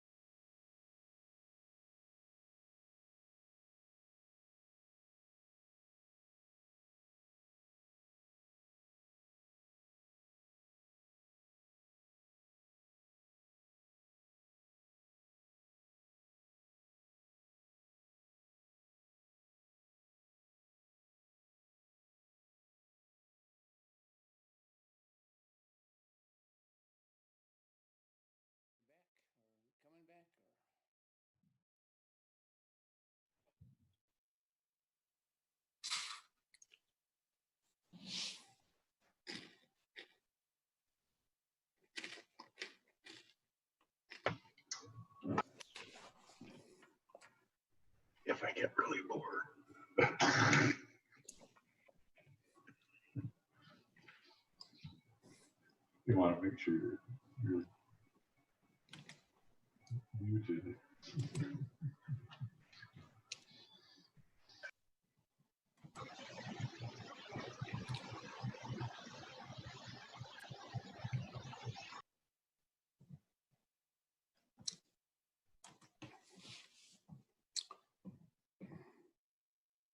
Commissioner Walsh, you there?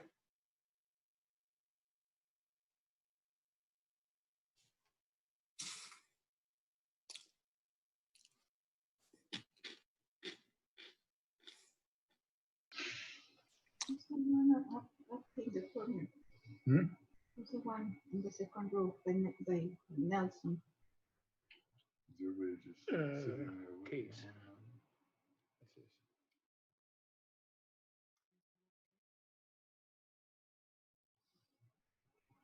What they waiting for? Those kids. Larry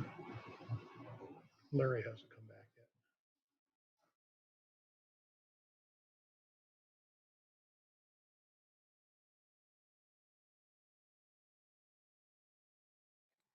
Thank you.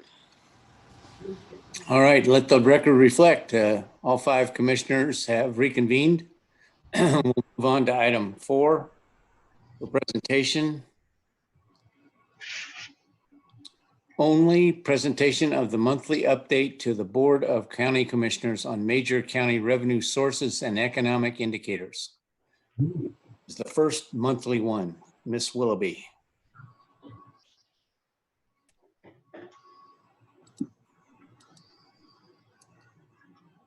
Thank you, Terry Willoughby, for the record.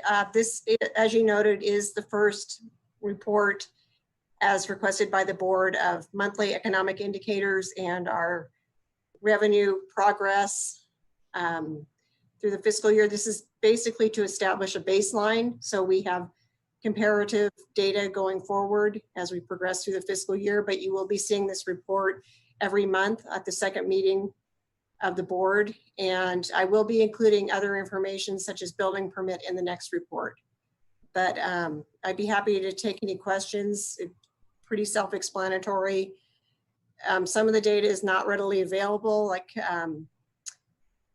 the taxable sales information is not is current through April, but they have not released the data. So we'll continue to keep this updated and present it to the board. Okay, questions from commissioners? Yes, Chair Engels. Yes, sir. Go ahead. Ms. Willoughby, on the spreadsheet, in absolute dollars, it looks like the room tax is it's going to deliver kind of a hit. Well, so if you can look at the year-over-year activity, we were substantially up from the prior year in total. But then if you look from May of last year to May of this year, yes, there is an impact, but overall we're still up over the entire year. Right. Year over year. So it's kind of too soon to tell. I know that we're having a lot of activity up there. So hopefully that will continue. But as we go forward, that's definitely a critical indicator. Okay, and we accounted for this in the budget. Correct. Was one of the large areas we reduced in fiscal year 2021 budget. Thank you. Sure. Commissioner Walsh. Yes, Terry, at the chamber meeting yesterday and at the Visitors Authority meeting this morning, we were given information, I think that was put together by Lisa Granahan and yourself, regarding unemployment and taxable dollars and even traffic counts. And I think all of that stuff is awesome. So we can include even more detail in the coming, that'd be great. We're working together. I provided her the information on unemployment and taxable sales. So she's using some of my numbers, but I will definitely be incorporating more of her data, as particularly like building permits and other things. And if there's specific items that the board wishes to see, just communicate that to the county manager and we'll work on including it in this going forward. Thank you. Mhm. Other comments? Yes, Chairman, Yeah, Commissioner Ingles. we seem to be doing better than the state. That's a given. Thank you. One thing that I pointed out, I'm sorry, Dave, go ahead. Yeah, I wanted to make a comment about the consolidated taxes. This is through March, which was actually before we really had the big hit. So any projection on consolidated, what we might see there? We've seen a lot of different projections published by NACO. We are still using the most conservative projections for consolidated tax. There's no hard data as to what the effect is because those numbers have just not been released yet. The state's basically 2 months behind. So we'll be keeping you updated on that. About that one and want to watch that closely. Absolutely. One thing to keep in mind about the consolidated tax, actually, I think there are a couple things. The first is, this is just our portion. All of the GIDs get also a distribution of it. And it's important that for them and their management. But the other part of this is the consolidated tax also includes the real estate transfer tax. Correct. So all the realtors here ought to be out selling. So we get more transfer tax. I'll let you speak in just a sec, Dave. I wanted to make a comment about the sales tax, which it makes up the bulk of that. When you put taxable sales down here for Douglas County, that's not what we will see in the consolidated tax. No. Because this is an indicator. These are the total taxable sales for the county. That's not what we see for the consolidated tax, but it is kind of a good indicator of trends. So you can see we decreased from April 19 to April 2020, 22.85%. So it's just there as an economic indicator. Well, it's a good economic indicator, right? You know, are our businesses starting to recover or are they going south? Right. You know, right. And so we need that bulk number, if you will, just to understand how businesses are surviving in this environment. But in terms of dollars to the county, we got to look at the consolidated tax. Absolutely, that's correct, sir. And Dave, I just wanted to say thanks to the governor that it's pretty hard to show property right now. You can't show it if it's a tenant occupied or owner occupied. So it makes it kind of tough to sell when you can't show the property. Yeah, absolutely. You can't show a house that's occupied. Okay. Any other comments or questions? I just have one. I was talking to one of our local realtors up here at the lake, and apparently they're not having any problem selling houses up here. Most of the houses that he was talking to me about have sold within 3 days of being put on the market. Jeez. Good. Go real estate transfer tax. Yes. Okay. Any other comments?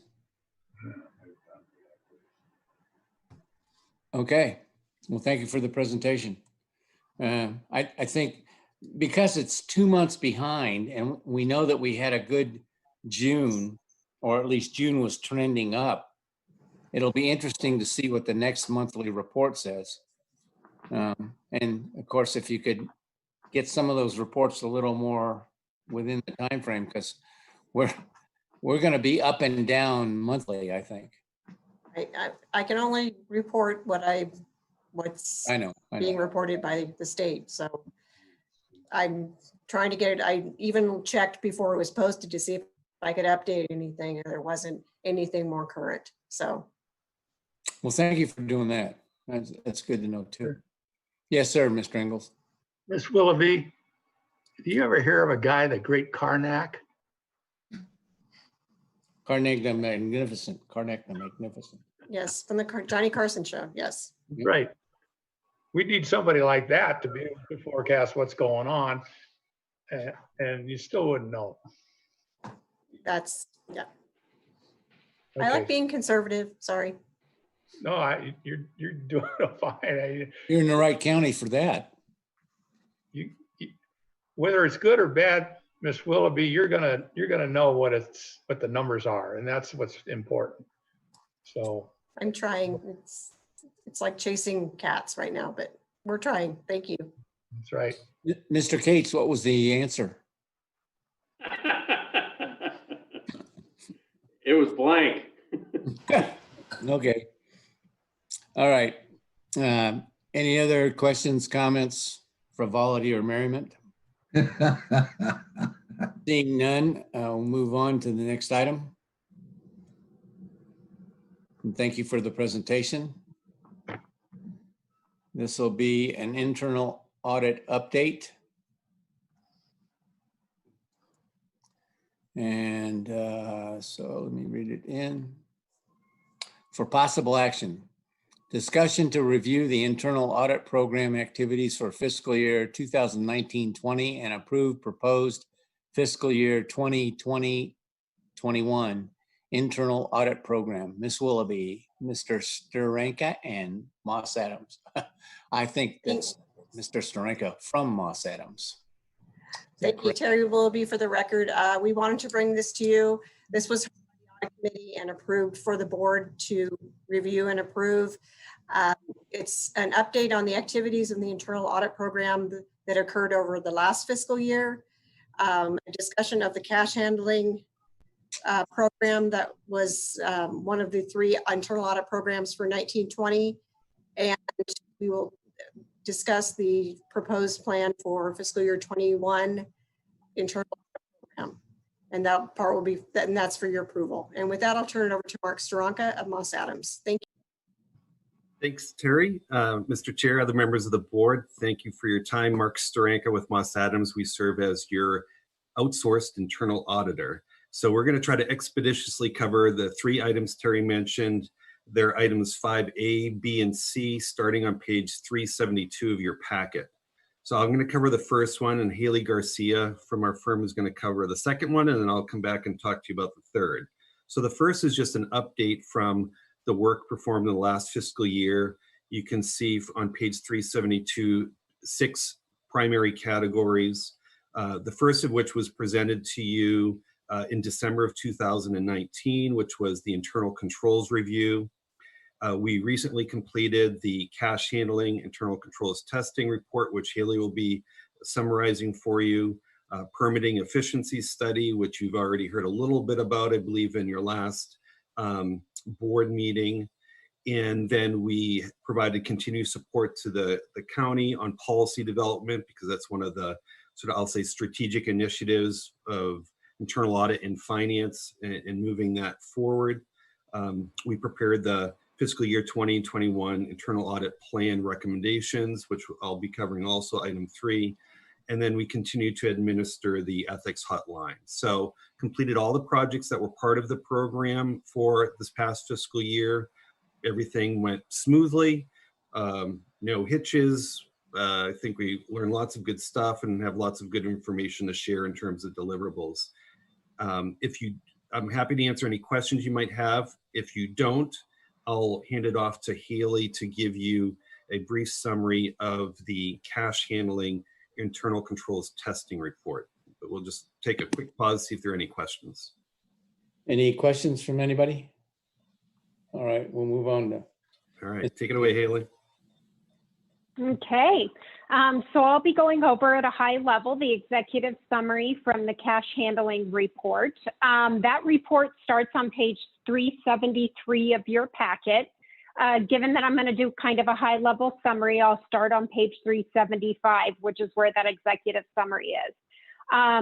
So as the internal auditor, we came in and we reviewed the cash handling internal controls. So just to give you all a little bit of a picture here, the county has approximately 24 total sites that handle cash at some level. Those vary everywhere across the board, from the county manager's office, community services, The finance department does, justice courts, public works, library, etc. So there's 24 different sites all over the county, and all of those receipts eventually come in for department deposits to the treasury function. So this project was looking at the internal controls at a high level across the county as a whole. To do this, we talked to and worked with approximately 10 different departments across the county. And then in the bullets on page 375 of your packet, these are the key areas that we looked at. We looked at cash collections, the cash receipts, and when I say cash, checks, credit cards, coming in at the various sites as well as treasury. The department reconciliation, so the departments that are actually receiving the funds and how they're reconciling that each day or week. Department deposits, where they take the money over to treasury. The reconciliation process that treasury goes through to take all the department's deposits and actually reconcile those, and then ultimately record them in the system and make the deposit. Through doing this project, we did have a couple of areas that we would like to commend the county for. First here, when a department or site does make a deposit over to Treasury, they are now signing over the accountability of those funds. So the department deposits saying, I'm giving the county treasurer $10,000, and the treasurer signs to show that chain of custody switch. That was a finding in the past, I know, on the external audit side, so they're now doing that. Second thing is the finance department did recently re-implement the surprise cash counts to monitor petty cash funds. And third is deposit packets as a whole for the county. You can imagine there are hundreds and hundreds of pages of documents and support and everything from all the different sites combined over at Treasury. But they are doing a great job at maintaining those deposit packets, making sure that everything's supported and that the reconciliation at Treasury is being performed. Going on to the bottom of that page, I'll go over high level summarizing the overall findings and kind of the trends that we did see where we did have recommendations. First, department and site specific cash handling policies and procedures for how individual sites are going to handle, control, reconcile, and deposit cash. Those weren't currently in place. Next is the internal cash audits, or the surprise cash audits really aren't being done. So an outside person or an outside department such as Treasury or Finance going in and doing surprise cash counts to make sure everything's in order. And then the overall monitoring of department and site cash receipt activities, looking at trends, making sure they're reconciling daily.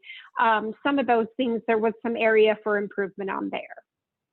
That is kind of the quick 5-minute summary of what we did and what we found on this project. So I'll turn it back over to you all to see if there's questions. Any questions? Commissioner Ingalls. Excellent work. This is something that is just paramount to watch for malfeasance. And it's good that you guys are on this like a duck on a June bug. And I don't know the answer to this, and I don't know whether it would be Miss Willoughby or how do you, Haley? Haley. How many departments actually have petty cash that they disperse from the department? It's around the same as the number of sites that collect and handle cash. It's around, I believe, 25, maybe a few more. Is that correct, Terry? I think that's right. And I would just, as an update, we have had one of our accountants go out and has audited every single petty cash fund as of June 30th year end. So there will be a resolution coming back to the board. It comes every year with authorize those petty cash funds. That'll be coming back to you in the near future. That is excellent and reassuring. Thanks, guys. Any other questions? All right, Mr. Starenka. Thank you, Mr. Chair. Again, Mark Starenka from Los Adams. So then I'm going to cover the third and final item, 5C. There's a presentation from the Audit Committee.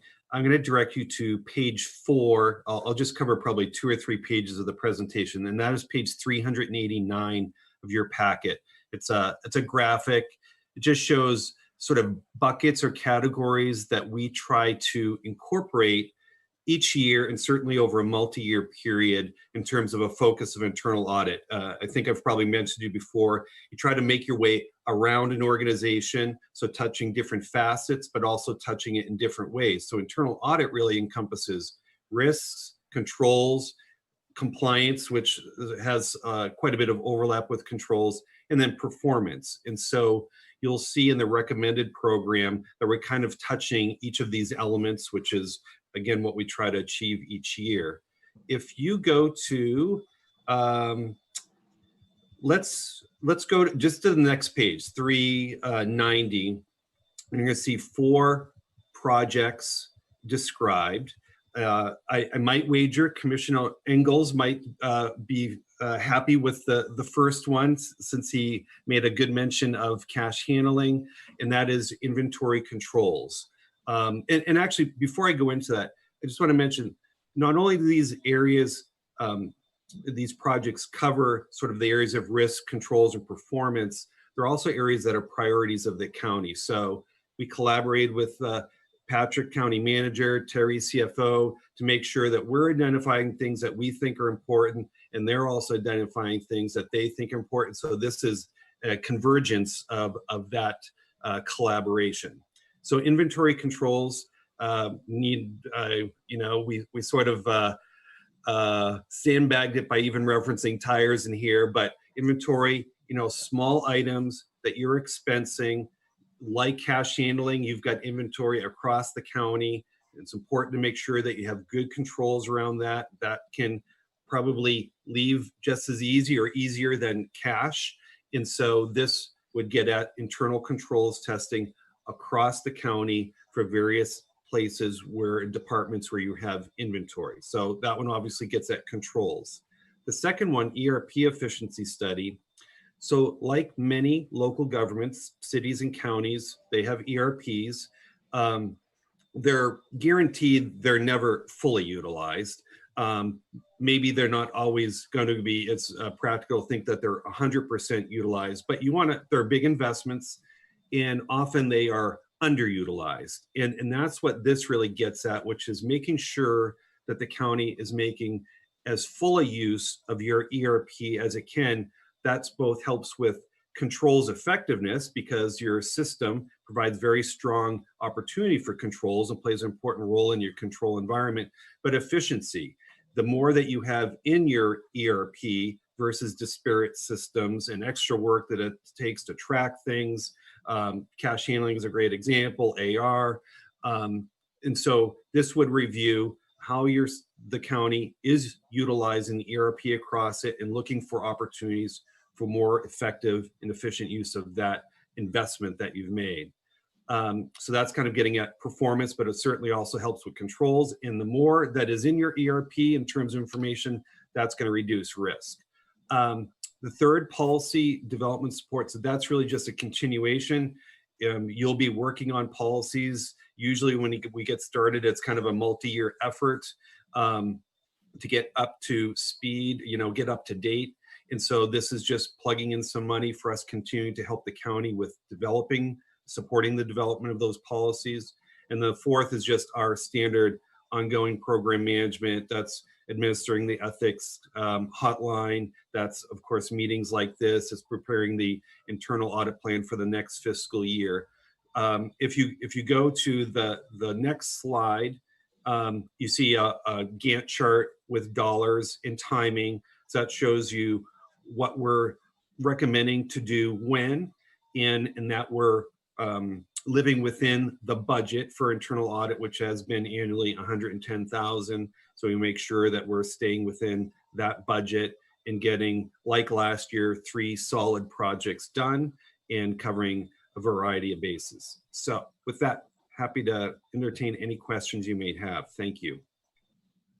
Chair. Mr. Engel. Oh, Go ahead, wait, Ms. let Terry finish her. Yes, I'm sorry. Terry Willoughby for the record. I would also like to add that these programs are, we don't just make them up. They all come back from the internal control review that was done last year. It's only been a year. So it's all building on that foundation of things that were identified and things that we've seen. And they also work to resolve some of the financial audit findings as well. I just wanted to add that information. And then I would just add, as well as the enterprise risk assessment. We probably spoke to you a while ago about the enterprise risk assessment and the enterprise internal controls review, which you received most recently. That was December 2019. Those are kind of the foundational pieces of information that give us really kind of multi-year sort of pool of things to focus on. And we try to prioritize those, which I think we certainly are again here, as well as, again, meeting things that are also viewed as needs of the county. So there you go. Thank you. Thank you. Commissioner Ingalls, go ahead. Mr. Taranka, I come from a corporate world where we had internal, external audits, procedural audits, financial audits, audits ad nauseum. And there's nothing better than a gimlet-eyed accountant that can come in and smoke things out or make suggestions. And I'm sure that you've recognized that Ms. Willoughby is a gimlet-eyed accountant, and she works well with the external auditors. Ms. Hale, I don't know if you know what a vodka gimlet is, but it's a phrase that goes way back with accountants. And I feel a lot more comfortable today than when we first came in on the board with the way that the finance department was operating. So hats off to you guys, and we'll just keep moving forward. This will be the best run county in Nevada.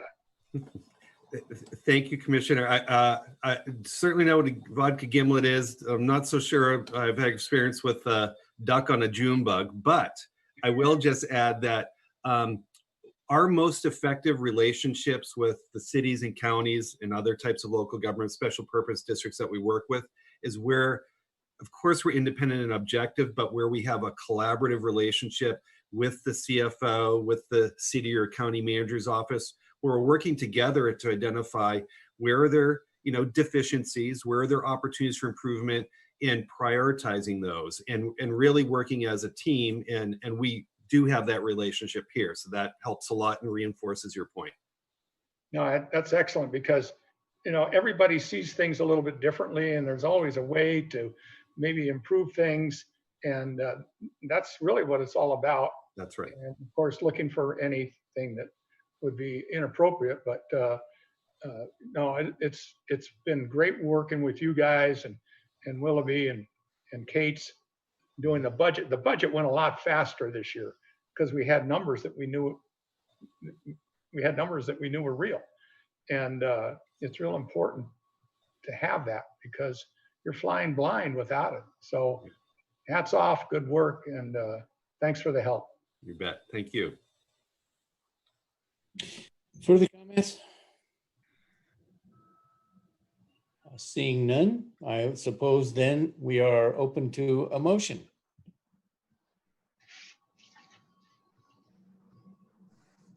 Looks like Commissioner Nelson is kind of getting ready. Nope, he pulled back.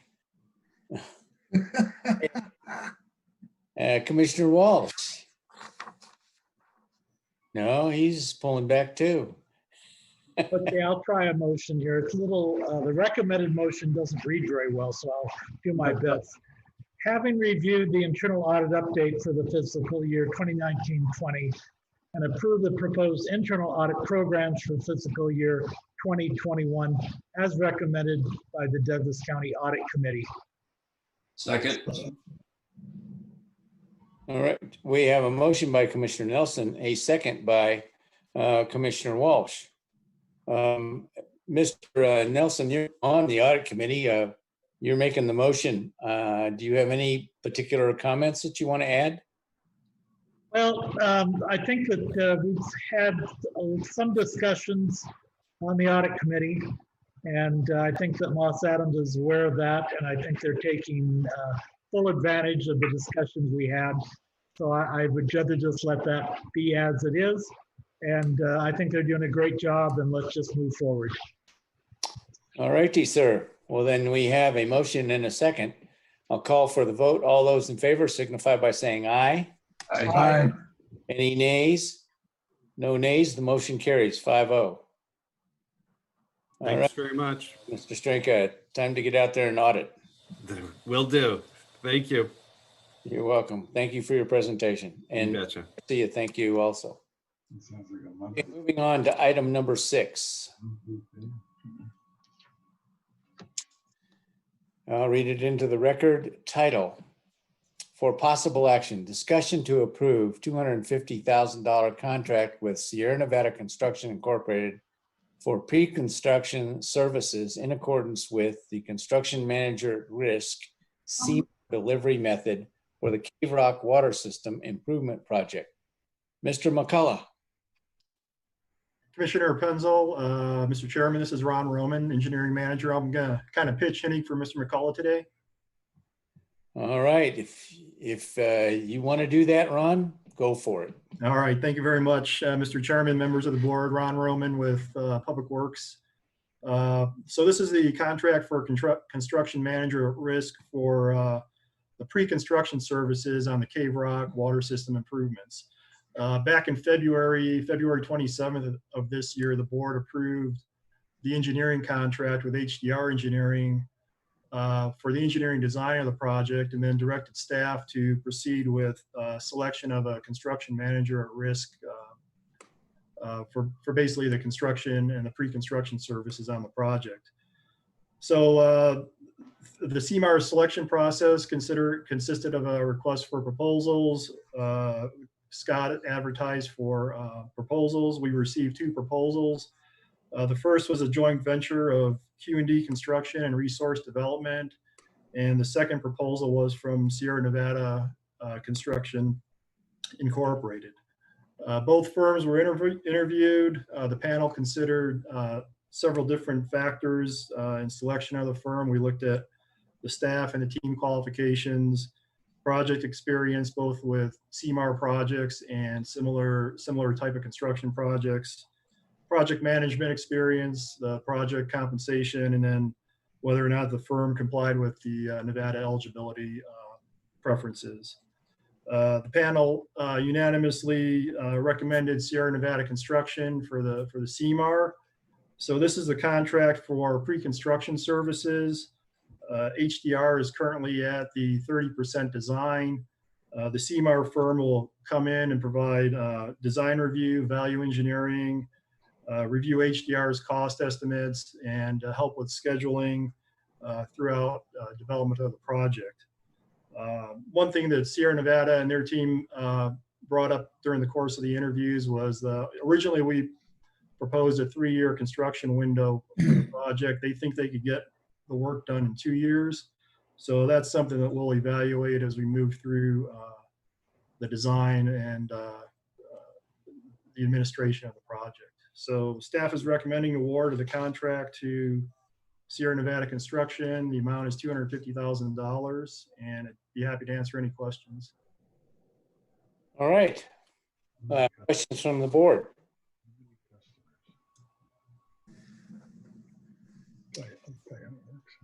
Mr. Chairman, I think that I need to disclose that if this is the Scott McCullough that I think it is, his mother was my real estate agent when I purchased my home here and became a dear friend.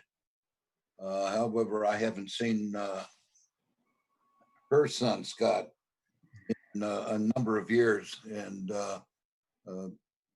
even assuming that this is the same Scott McCullough, that relationship would have nothing to do with influencing my vote one way or the other. All right, thank you for the disclosure. Commissioner Ingles. Mr. Roman, so they haven't even broken ground yet out there for the project. Is that my understanding? That's correct. Not for the CMAR project. We have one project under construction right now that's wrapping up on Cave Rock Drive water line. but that was a traditional design, bid, build project. Oh, okay, that's what it was. All right, thank you. Now, I mentioned to the county manager, Mr. Ricker, that every meeting now we have something for Cave Rock. And it would be nice to see like a little chart that says Cave Rock construction, total amount allocated, here's where we are. This project now is part of that project and where we are in the total budget cycle. Is there such a document? Commissioner Penzel, Phil Richter, Director of Public Works for the record. Well, this is a brand new project, so the CIP for this and the cost estimates and stuff will be developed through the CMAR process. That's what this pre-construction services are. We've got engineering estimates and we can put that together and then provide that back to the board. But at this point, we're asking for this is really to bring an engineering firm on, the firms on for the CMAR portion of this, so that they are working with the HDR and the design and development to flesh out the true cost. But we do have an engineering estimate on it at this point. But it's a completely separate program at this point.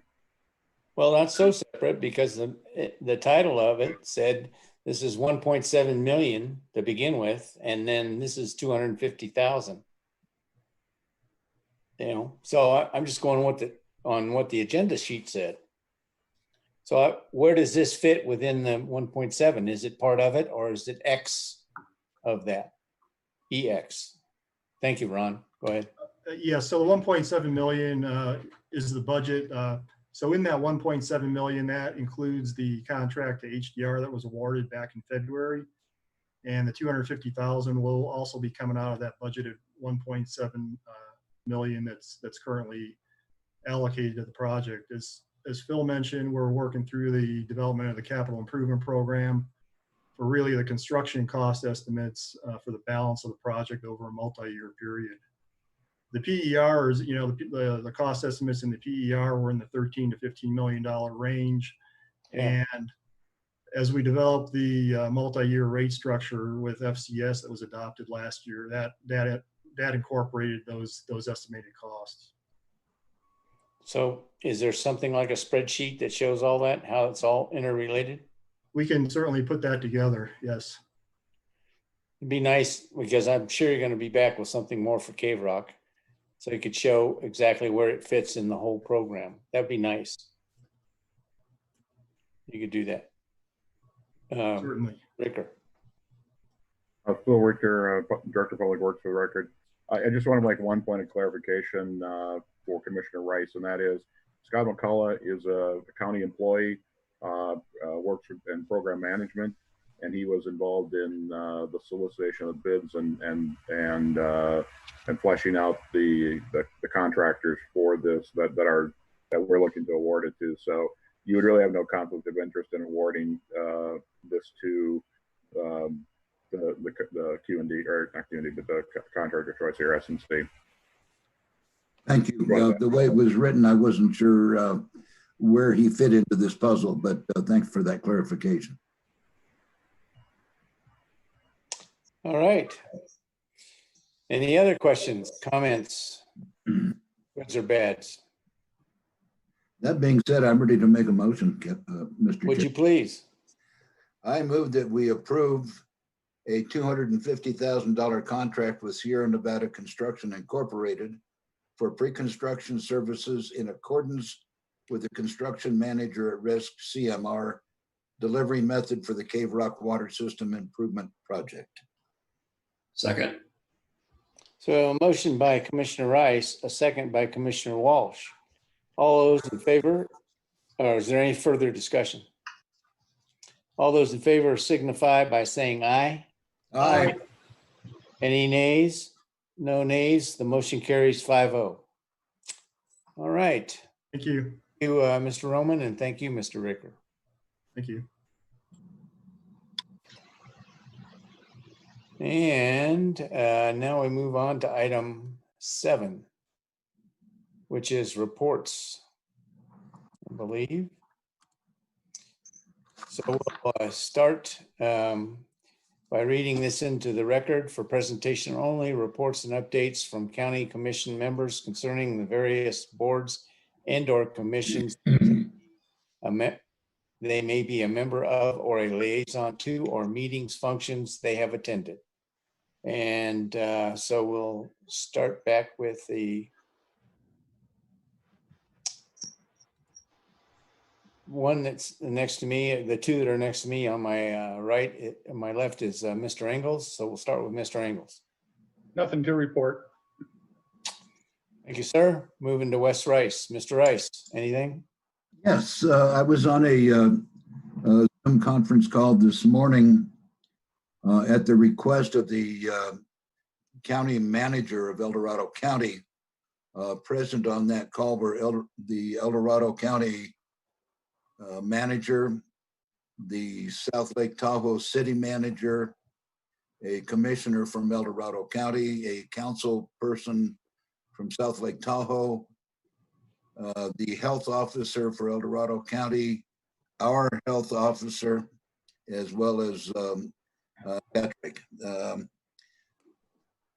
The gist of the meeting was that El Dorado County and South Lake Tahoe think that the entire Tahoe Basin should be under the same restrictions due to the COVID-19 virus pandemic.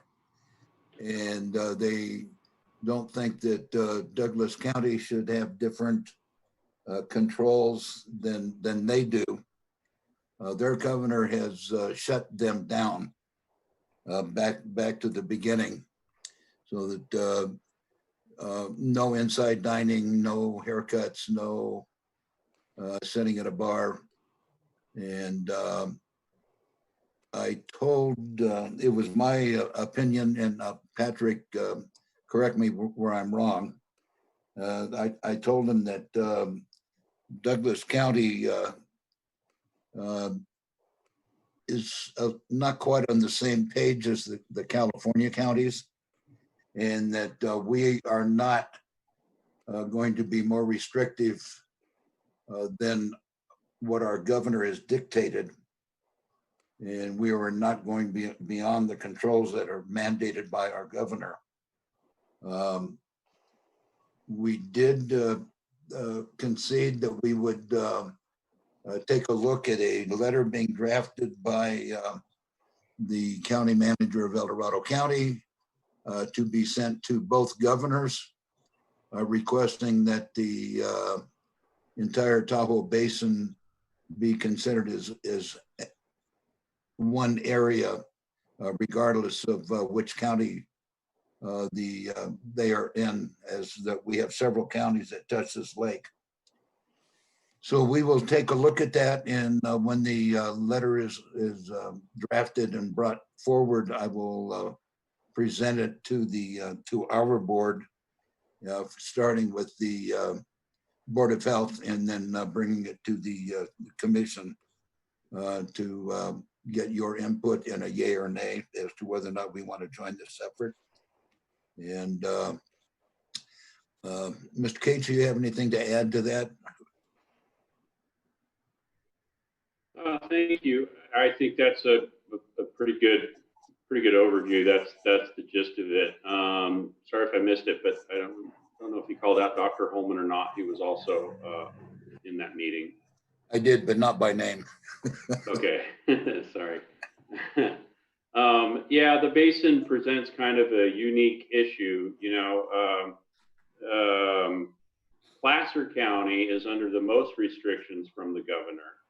El Dorado County is under lesser restrictions. They're restricting bars had to be closed and no indoor dining.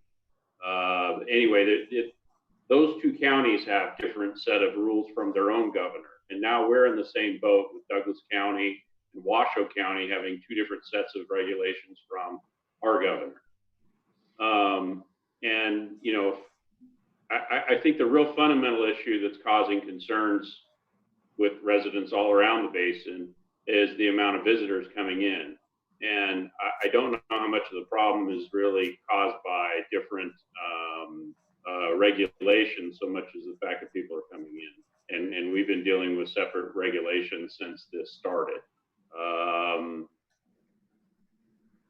We definitely talked about how I did not think there'd be an appetite to have the county do any regulations through the Board of Health that would be more restrictive than our governor.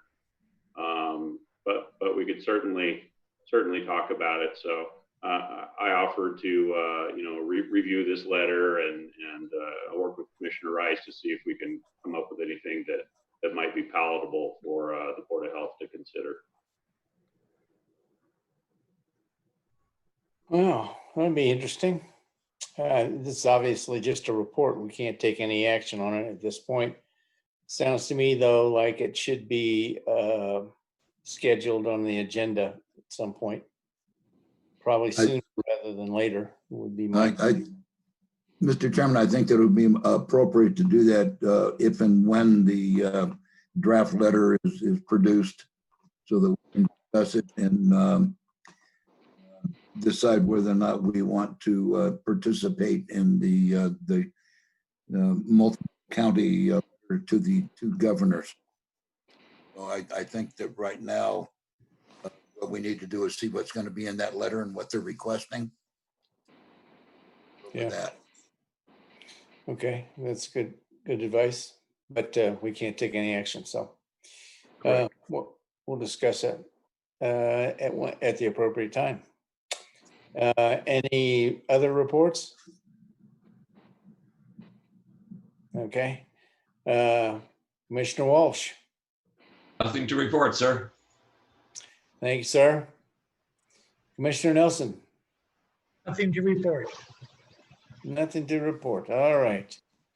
Well, that would then bring us to closing public comment. And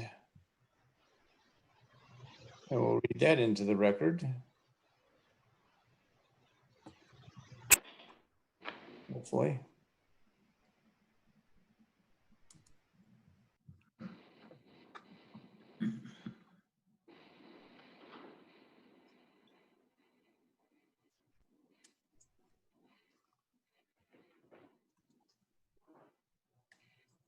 At this time, public comment will be taken on those items that are within the jurisdiction and control of the Board of Commissioners, or those agenda items where public comment has not already been taken.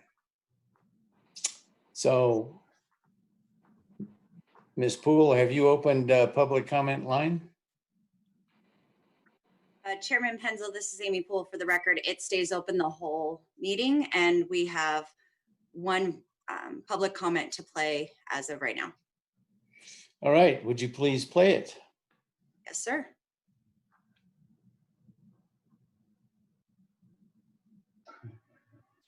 Jim Slade. On agenda item number 1, I'd like to thank Ed James for his report on the water supply picture for the Carson River watershed.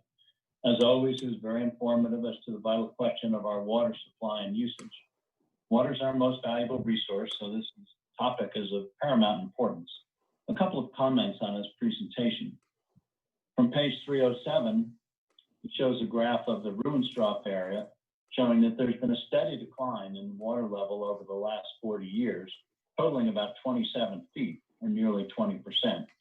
And on page 312, in the East Valley Johnson Lane area, the chart shows that there's been a steady decline over the last 40 years of over 40%. I've stated many times over the last 20 years that there have been wells in both Ruinstrop and Johnson Lane that have gone dry and had to be deepened or re-drilled at great expense to homeowners. These charts show exactly why, steadily dropping water levels in those areas. On page 335, the in-stream flows of the Carson River, showing that from 1940 to 2018, 78 years, that the West Fork has dropped an average of nearly 8% per year, and the larger East Fork has dropped by an average of over 4% a year, for a combined average drop of nearly 5% a year, all before any water is removed into the Carson Valley. This is a very concerning trend over a long time. It reflects a drop in water supply in the Carson River before it arrives in Douglas County. The Carson River not only supplies water for agricultural uses, but also helps to replenish and conserve our aquifer via conjunctive use. On page 336, the chart showing the Carson City gauge minus the East Fork and West Fork gauges, which, as Mr. James stated, is indicative of the water use in the Carson Valley. He pointed out that he couldn't explain the marked increase in water use in the Carson Valley from 1999 to 2008. While I take him at his word, I think it's more than a coincidence that that exact time period coincides with the housing boom in Douglas County leading up to the Great Recession. It's hard not to think that nearly 5,000 homes being built in that period didn't have anything to do with the consistent increase in water use. It's good to hear that conservation efforts in our county and around the state has led to some decreases in water use.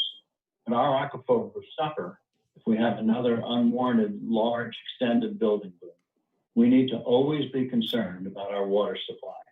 It is our most valuable resource and not inexhaustible. Thank you.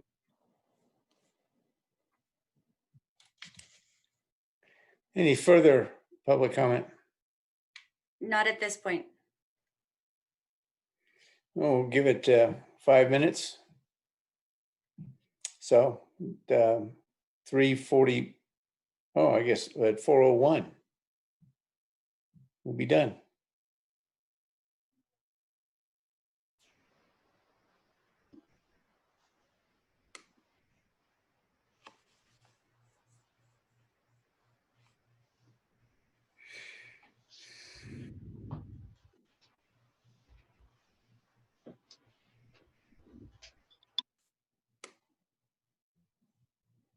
Chairman, Yes. Phil Ricker would like to know if he can make public comment on the Zoom call. Of course he can make public comment.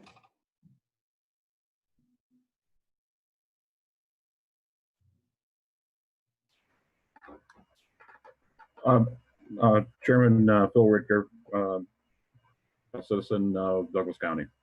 I wanted to comment on Ed's presentation on water and just make a point of clarification, I think, and that is that and you may want to follow up with that on this as well, but the graphs show the decrease or the reduction in the height or the distance of water from the surface. So when you're looking at those charts and you see on average, and by the way, one of the things I noticed is that if you really don't normalize all those charts, with the exception of the Ruinstrath area, at least in this county, you're seeing about a consistent decrease of around 15 feet total in the last 40 years. That 15 feet doesn't represent half the watershed or half the supply, because there's no measure right now of the total depth of that reservoir. I mean, it'd be the equivalent of going up to Lake Powell and saying that the lake is down a foot, but that's a foot below the rim when the depth of the lake is 2,000 feet. So I just want to make that point that when we're talking about this and saying we're draining that, that reservoir is going dry and it's going to, we're now at 50%. It's a measure of distance from the surface of the land or from the surface, not the total depth of the reservoir. So just a point of clarification. And to add to that, that's the reason that we have commissioned USGS to give us a how wide, how deep, and how long discussion on the aquifer. Commissioner Ingles. Yeah, I hear what Mr. Rittiger saying, that one of the things that was not discussed in the presentation by Mr. James was the quality of some of the water, the groundwater, which is a paramount consideration as well. Thank you. Thank you, sir.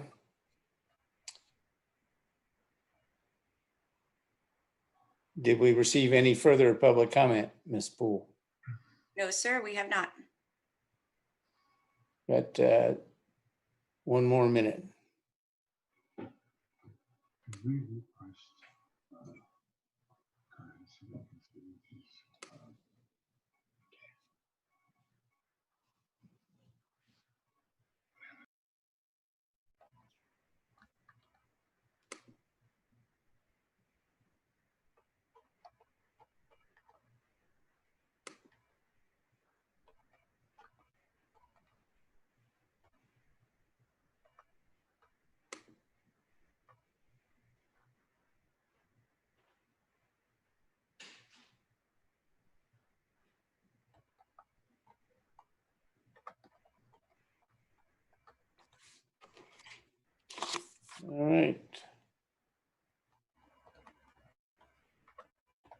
One more.